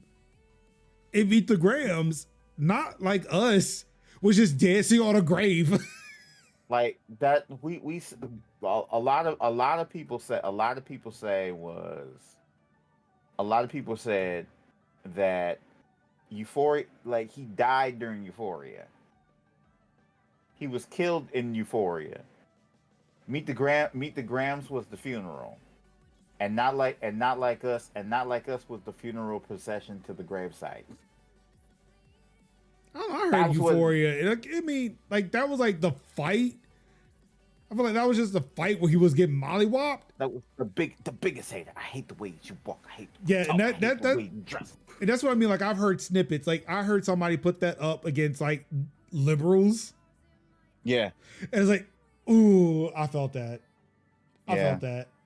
Yep. I should have like downloaded that video. I wanted to keep that forever. I'm pretty sure I will never be able to find it again. I hate the way you dress. I hate the way you dress. I mean, I liked it on TikTok, but I've liked so many other videos since then.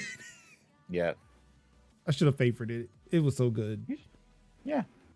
But it's gone now. Yeah. But yeah, like I feel like Euphoria was like just the big mollywopping fight. Meet the Grams was him just like beating the ever-loving brakes out of him to where he just died.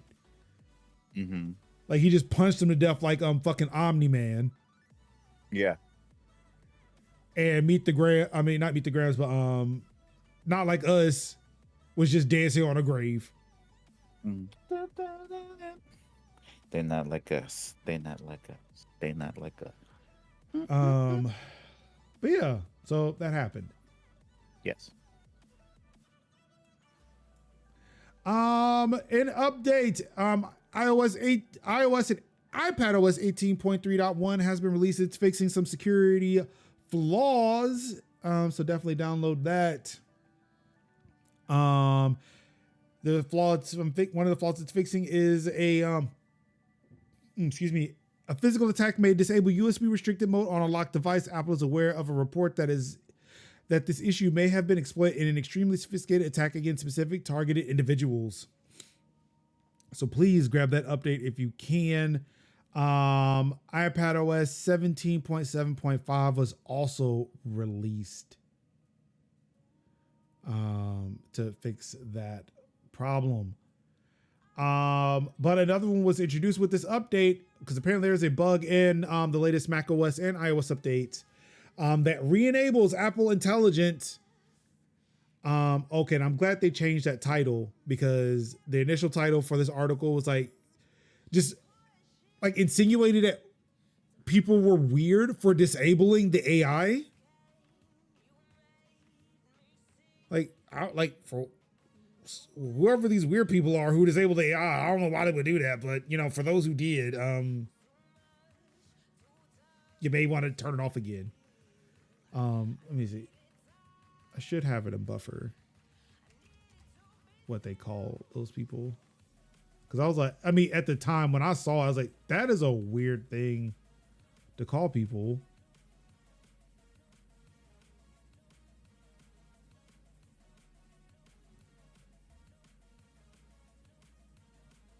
Scrolling down. There were for some refusenicks. I mean, you ain't gotta call them names. That's just not cool. I mean, refusenicks is not like insulting, but it's like still a weird thing to call people who just say, I don't want Apple Intelligence. This shit should not be opt out. It should be opt in. Yes.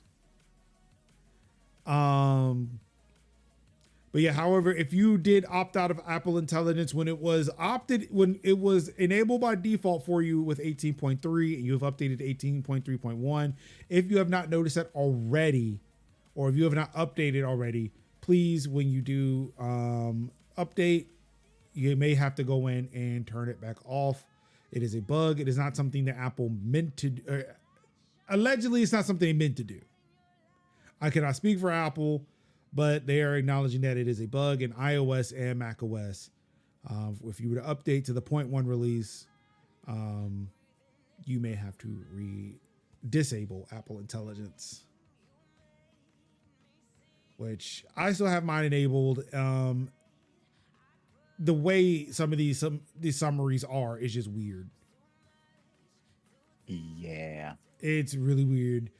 However, I do love the one that it gave for Kev when he said he was about to become a problem, or I forgot what Kev said, but the summary said Kev is about to be annoying.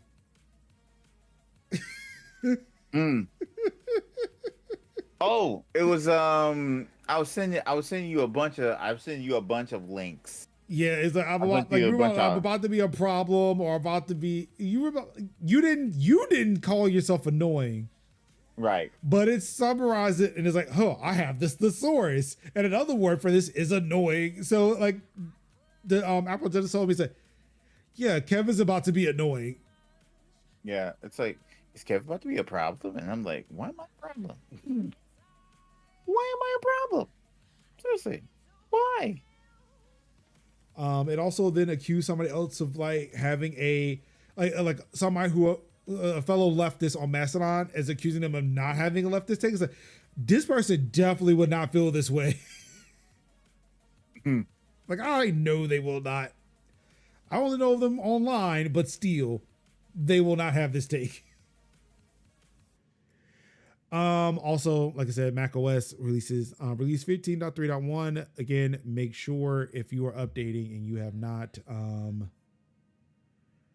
if you have opted out of Apple Intelligence, make sure that it is still opted out when you update. Of course, if you are on older Mac OS devices, 13.7.4 and 14.7.4 are also out for you as well.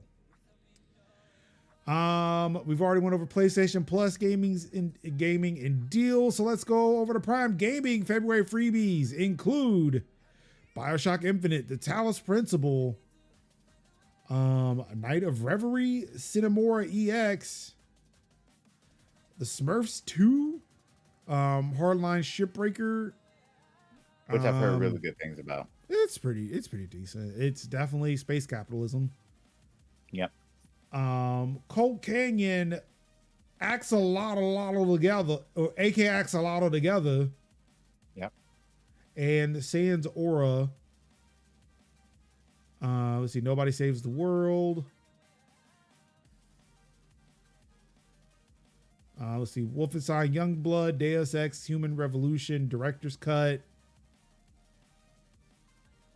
Oh, I'm sorry. It's not AK Axolotl. It's Axolotl. Mm-hmm.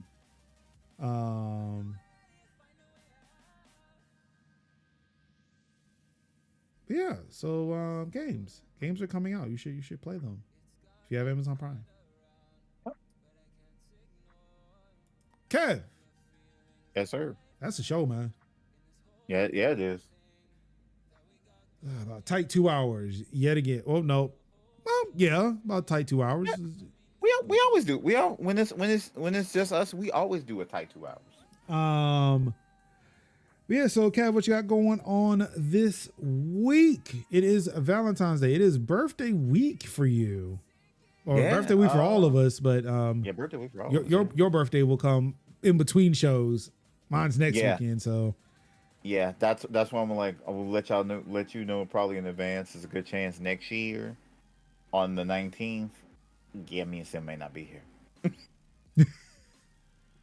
So yeah. Yeah. Wait a second. Hold on. Yeah. Okay. Wait. Yeah. Okay, it's Wednesday. Okay. Yeah. So but yes, I am going to be my Valentine's Day will be consisting of me playing Fortnite with the homies. Wait. Homie. Oh. Yes, it was confirmed. I had to talk to some people. Yep. He was like, do you want to do something? Well, you got do you have anything? No. And I was like, and I'll get into this later, like with some medicine I'm on, I was told I should probably take in more protein. So I was like, I should just go out and eat a steak. She was like, I want a steak too. Well, all right, well, let's go out for a steak dinner for Valentine's Day. we have to take the kiddo, but let's go out for a steak dinner. So that is what we're doing. But I will get into that on my side. But yes, you will be sans a major tomorrow. Okay. Because that's what I was like. I seen the day and I was like, I know. And it is exactly. And I went and asked her. I said, "Are we doing anything?" I was like, "I don't know." I said, "Well, you need to." So look, I have things that are already planned for Friday, but this is that special time. This is that one opportunity where I see those plans, but I'm going to say fuck them. If you have something you want to do, I am willing to take you out, but you need to let me know. If not, I will let them go. And it's like, look, I gave you a chance. Yep. I made special moves for you to clear that day. Yes. Any other time I say, look, you got to get in line. Yeah, because I would either say y'all either did something that day or you had plans that were like at the house that were like bigger than whatever we were doing. So Right. I was like, it's me being like, And I mean, and that's fair. Like, because honestly, I mean, it's not like I forgot, but it would have been something like, if nobody had said anything ahead of time, it'd have been like the 14th. It's like, well, what are we doing for Valentine's Day? It's like, oh shit, I got class and I might be able to get out of Fortnite, but class. But yeah, I was able to tell myself, look, I'm just not going to be here. Cause like, I knew that it was the 14th and like, I'm one of a few people who's in a very deep relationship because, you know, married and can't really afford to fuck shit up, especially after the tumultuous 2 years I have been through. Yeah. Because we're almost on the 2-year anniversary of the forced sabbatical.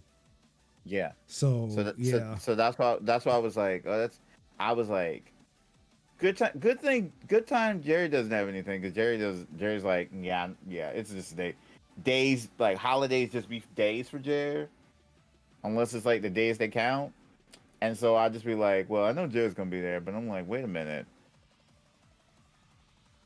Yeah, see, days are days for me too. But again, it's like being who I am, married to who I am married to, is like, I cannot enjoy that shit like I want to. See, that's why I'm also thinking about. I know you. Yeah, me. I'd have been here. I'd have been here. I feel the way with you, but if that person, that I'd have been here, but I'm not alone. Even if we weren't gonna go out and we were just gonna Uber eat some stuff to the house. Also, I'll throw that on mine. But thank you, reminding me of something. Yeah. Maybe I can pull it up while you finish your rest of the week.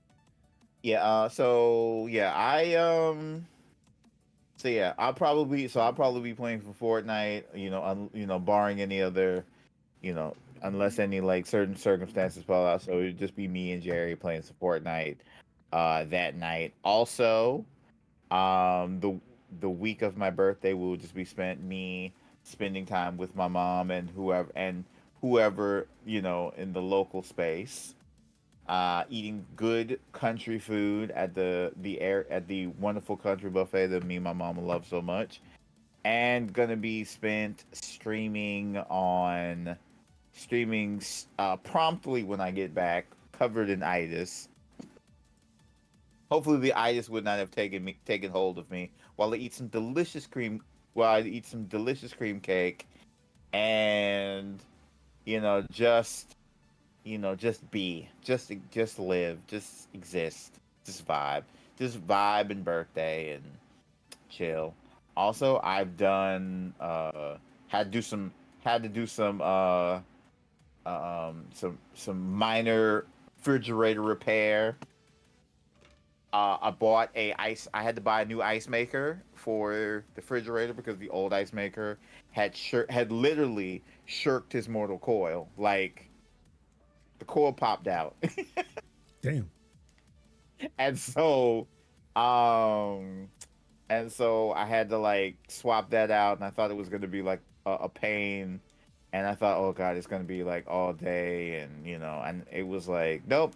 Took me like at least 5 minutes. Like I'd do is all I had to do was pop in the old cable into the new one, and then sure as shooting, we had ice the end of the night. So it was like woke up to a drawer full of ice. Can you come over to my house and fix my ice machine? I mean, it's gonna have to cost you. I don't do friends and family discounts. Wow, it's like that, though. No, funny enough, I do friends discounts. I just don't do family discounts. That's the thing. Family got to pay twice. Haven't I paid in Xboxes and? You have. I'm like the reason why they see me is you gave me the face cam. I mean, come on, man. I got you. Some ice. I got you. Because mine be working like when it decides it wants to work. Yeah, that's how mine was, and until it just said, you know what, bump all that, and the wild part though, it was like when I was really done with it, it was Super Bowl weekend. I was so fed up with having to make my own. I was like fed up with making my ice and ice trays, but it was just so cathartic to make ice in the ice trays, because it was like, this is how we have to make ice and ice trays now. Because I felt like finally something that I do that works, and now I don't have to worry about it now because it's making ice now. But I was just like, I was so done. I was so through with like trying to fix it and reset it and fix it and unplug it and plug it back in. I just was like, yeah, no, I'm good. I'm just gonna make my own damn ice. Yeah, that's what we're relegated to right now. I was like, we just make ice when we can, but I try to just make sure things are just cool ahead of time. And what's cool though, I bought the maker from Amazon. If you just figure out like what it looks like and find something that matches that, you can probably find that ice maker on Amazon. These are the machines, right? Like the machines that just sits on the counter. No, it's not. No, it's not the machine. It's the part in the freezer. Oh. Yeah, you pull that out. Freezer? Yeah, it just goes in the back of the freezer. I gotta pull the refrigerator out now. See, now we're just doing too much. No. I mean, no, it's not in the back. It's not in the back. It's in the freezer. Like you open it, there's the ice bucket. And then when you pull the ice bucket out, whatever that is on top of it, that's the ice maker. Oh. So if you got to replace that, you can replace that. I bought the whole unit. I'll have to take a look. Because it sounds like water. It sounds like water's getting fed into it, but yeah, I don't know why it's not making ice. And yeah, I'm like, mine cost me a whole $60, and I'm like, imagine $60 solving me like weeks. A game. It's a game, but guess what? It's a game, but it's more valuable, and I get more pleasure out of it than a game, because it's ice. Yeah, I'm still just waiting. But it's a game, but cold drinks though. Cold drinks. But I have a 12-pack already in the refrigerator, and the cans are just cold. I don't have to do more work. I just pull a can out, just drink it. Now, but see, like I say again, when we say like what I'm good with versus what the other person is good with, what the other person is good with, the other person is like, oh no, I can't do this. Yeah, I'm not drinking like sweet tea and lemonade, the things that are made warm. You want that shit as soon as you make it. Right. Yeah. So I'm relegated to put cold cans and cold pitchers of liquid, and I'm fine with that. But somebody else might not be, and so I have to be. So that's why I went through making that with the ice trays. Yeah. Because so that they can have some ice and we can continue to have ice, but now it's cool now because we got the ice maker fixed. So yeah, that's the thing about when you live with other people, you have to be like, I'm fine with struggle, but they might not be. Yeah, ultimately we've come to the conclusion that we will just like, I think we were just like, all right, we're just gonna get an external ice machine and just do that. Yeah. Because one, it just seems fucking cool. that is just on the fucking counter and I can just make ice in like relatively no time. Yeah. But yeah, it's like it would cost us more to get the refrigerator fixed. Yeah. That's what than just to buy the ice maker. And I am not I mean, I can fix electronics. Don't get me wrong. I never really thought about opening it, like opening the ice, like where the ice maker was, and then trying to suss out what the fuck is wrong with it. And it's like, yeah, I'm that person. Like, look, if I can, I would just rather just buy the fucking machine that just makes the ice. And you know that's fine as long as you have ice. Like the continual thing is like, oh cool, I have ice. That's great. But it's almost like that the safest sex is abstinence type conversation. Like the safest thing to do is not to do it. For me, it's like the best thing to do in this scenario is to just not have ice and just make sure the beverages are cold to begin with. Right. Because ice can ultimately just be a waste of water at a certain point. So it's like, yeah. But, you know, hey. But whatever you're cool with is not whatever that person's cool with. And that person wanted ice. And so I was like, yeah. But lucky for us here, we're like, fuck it, we just deal with it. Yeah, I would be continually to make ice. I would continually make ice in the ice trays, you know, ad infinitum, like, but you know, it's not about just me. I have to also think about the other person, right? I.e., in this scenario, my mom. And so it's like, go ahead, Kev, go ahead and get that ice maker, and go ahead and get that ice maker replacement, and it makes ice. So it's like, that's cool. I'm happy because she's happy. She's happy because she has ice cubes. I have ice cubes, and I still have ice cubes regardless. But I still got them trays in the freezer, freezed and packed up ice just in case. But you know, again, you gotta think about the people. So you gotta think about your people. So consider your people feelings. Indeed. Yep. Anything else? Oh, all right. That was it. That's an answer. Let's see. For me, so yeah, I'm on some new medication. Okay. For those who are familiar with Ozempic, I'm on one of those GLP-1s, Mounjaro to be specific. These are more a lot. This one's more aligned with diabetes. Supposed to be a little bit easier on my tummy because I was on Trulicity several years ago and that tore me the fuck up. Yeah. But I also think that may have been because I did not know what those things were for. So I overate and I paid the price. However, I am on another one of those. This one's been a little bit easier for me. Also, just not eating, not like stuff in my face like I used to. Apparently in 3 days of me, like 3 to 4 days of me using it, I lost 6 pounds already. So there's that. Right. Blood sugar has been in manageable levels. Nice. So hopefully, being on that a little bit more should be a little bit better for me. It's nice to be able to eat something sweet and not having the sugar shoot up, but still not trying to take advantage of lower blood sugars just to try to gorge on sweets again. They told me that they were like, you try the Ozemp, and I was like, I'm not there in my weight loss journey to get that yet.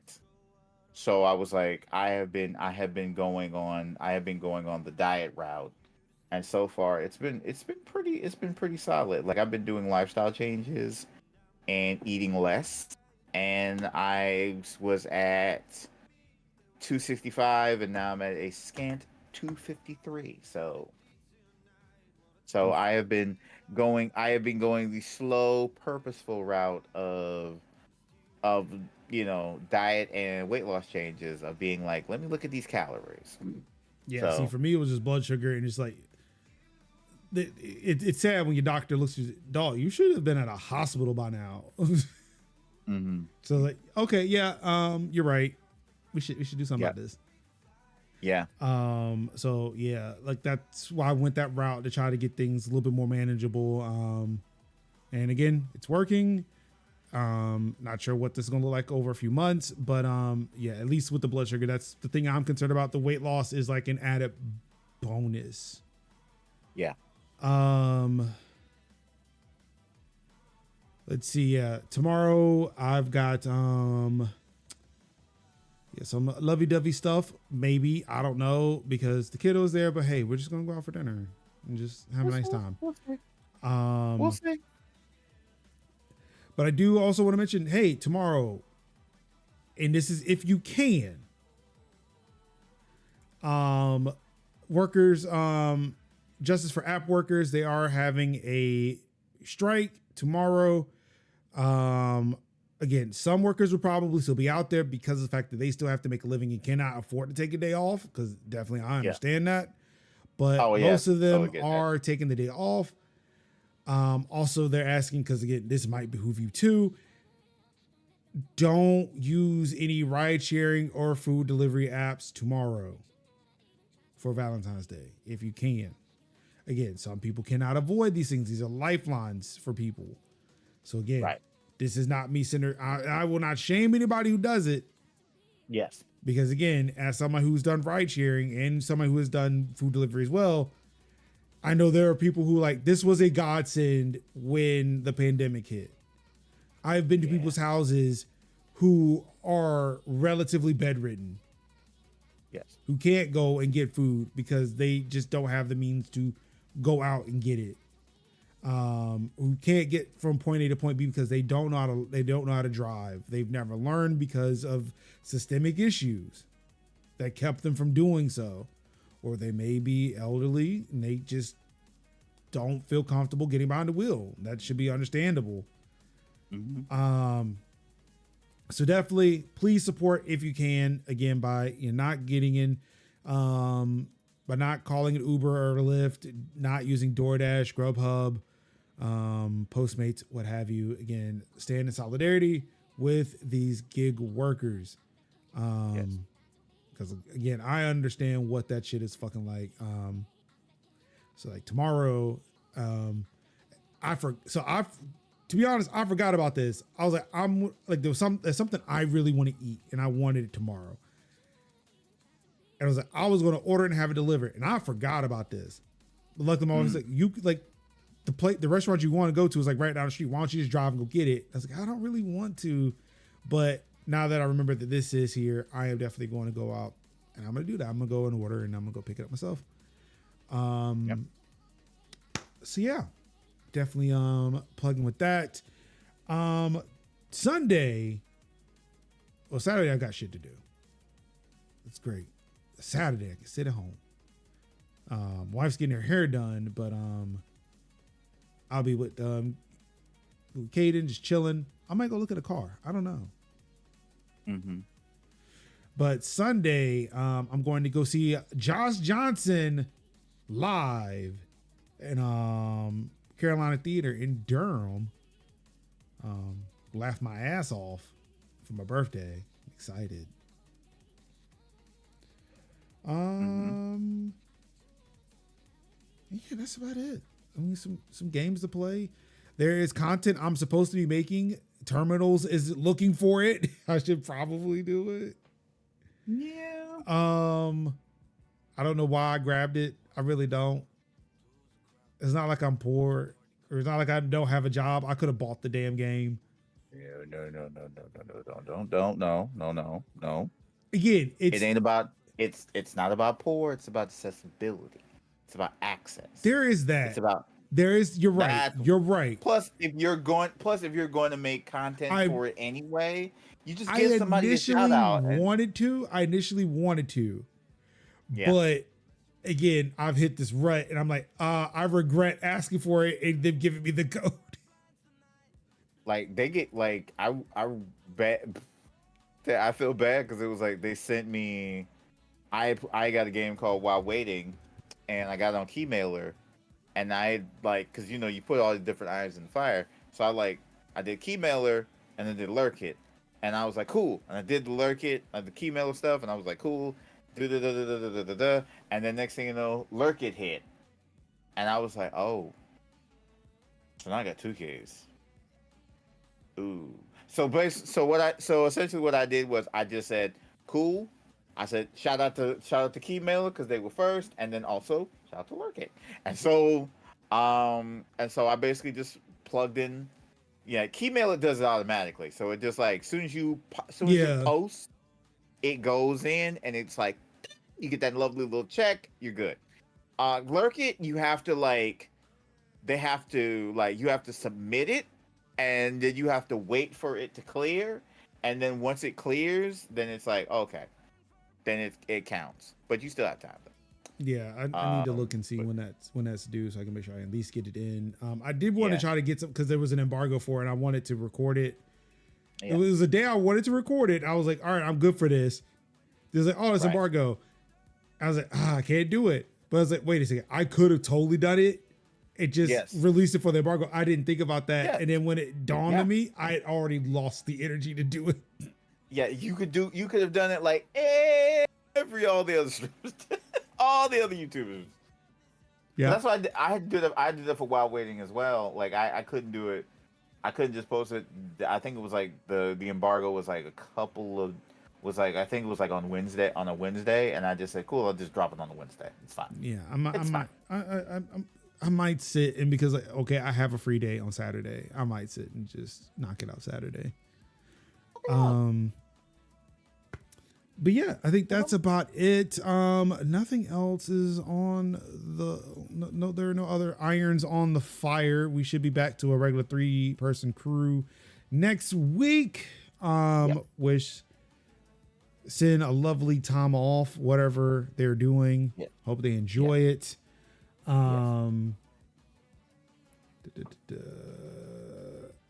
Yeah, I think that's it. I'm just vamping now.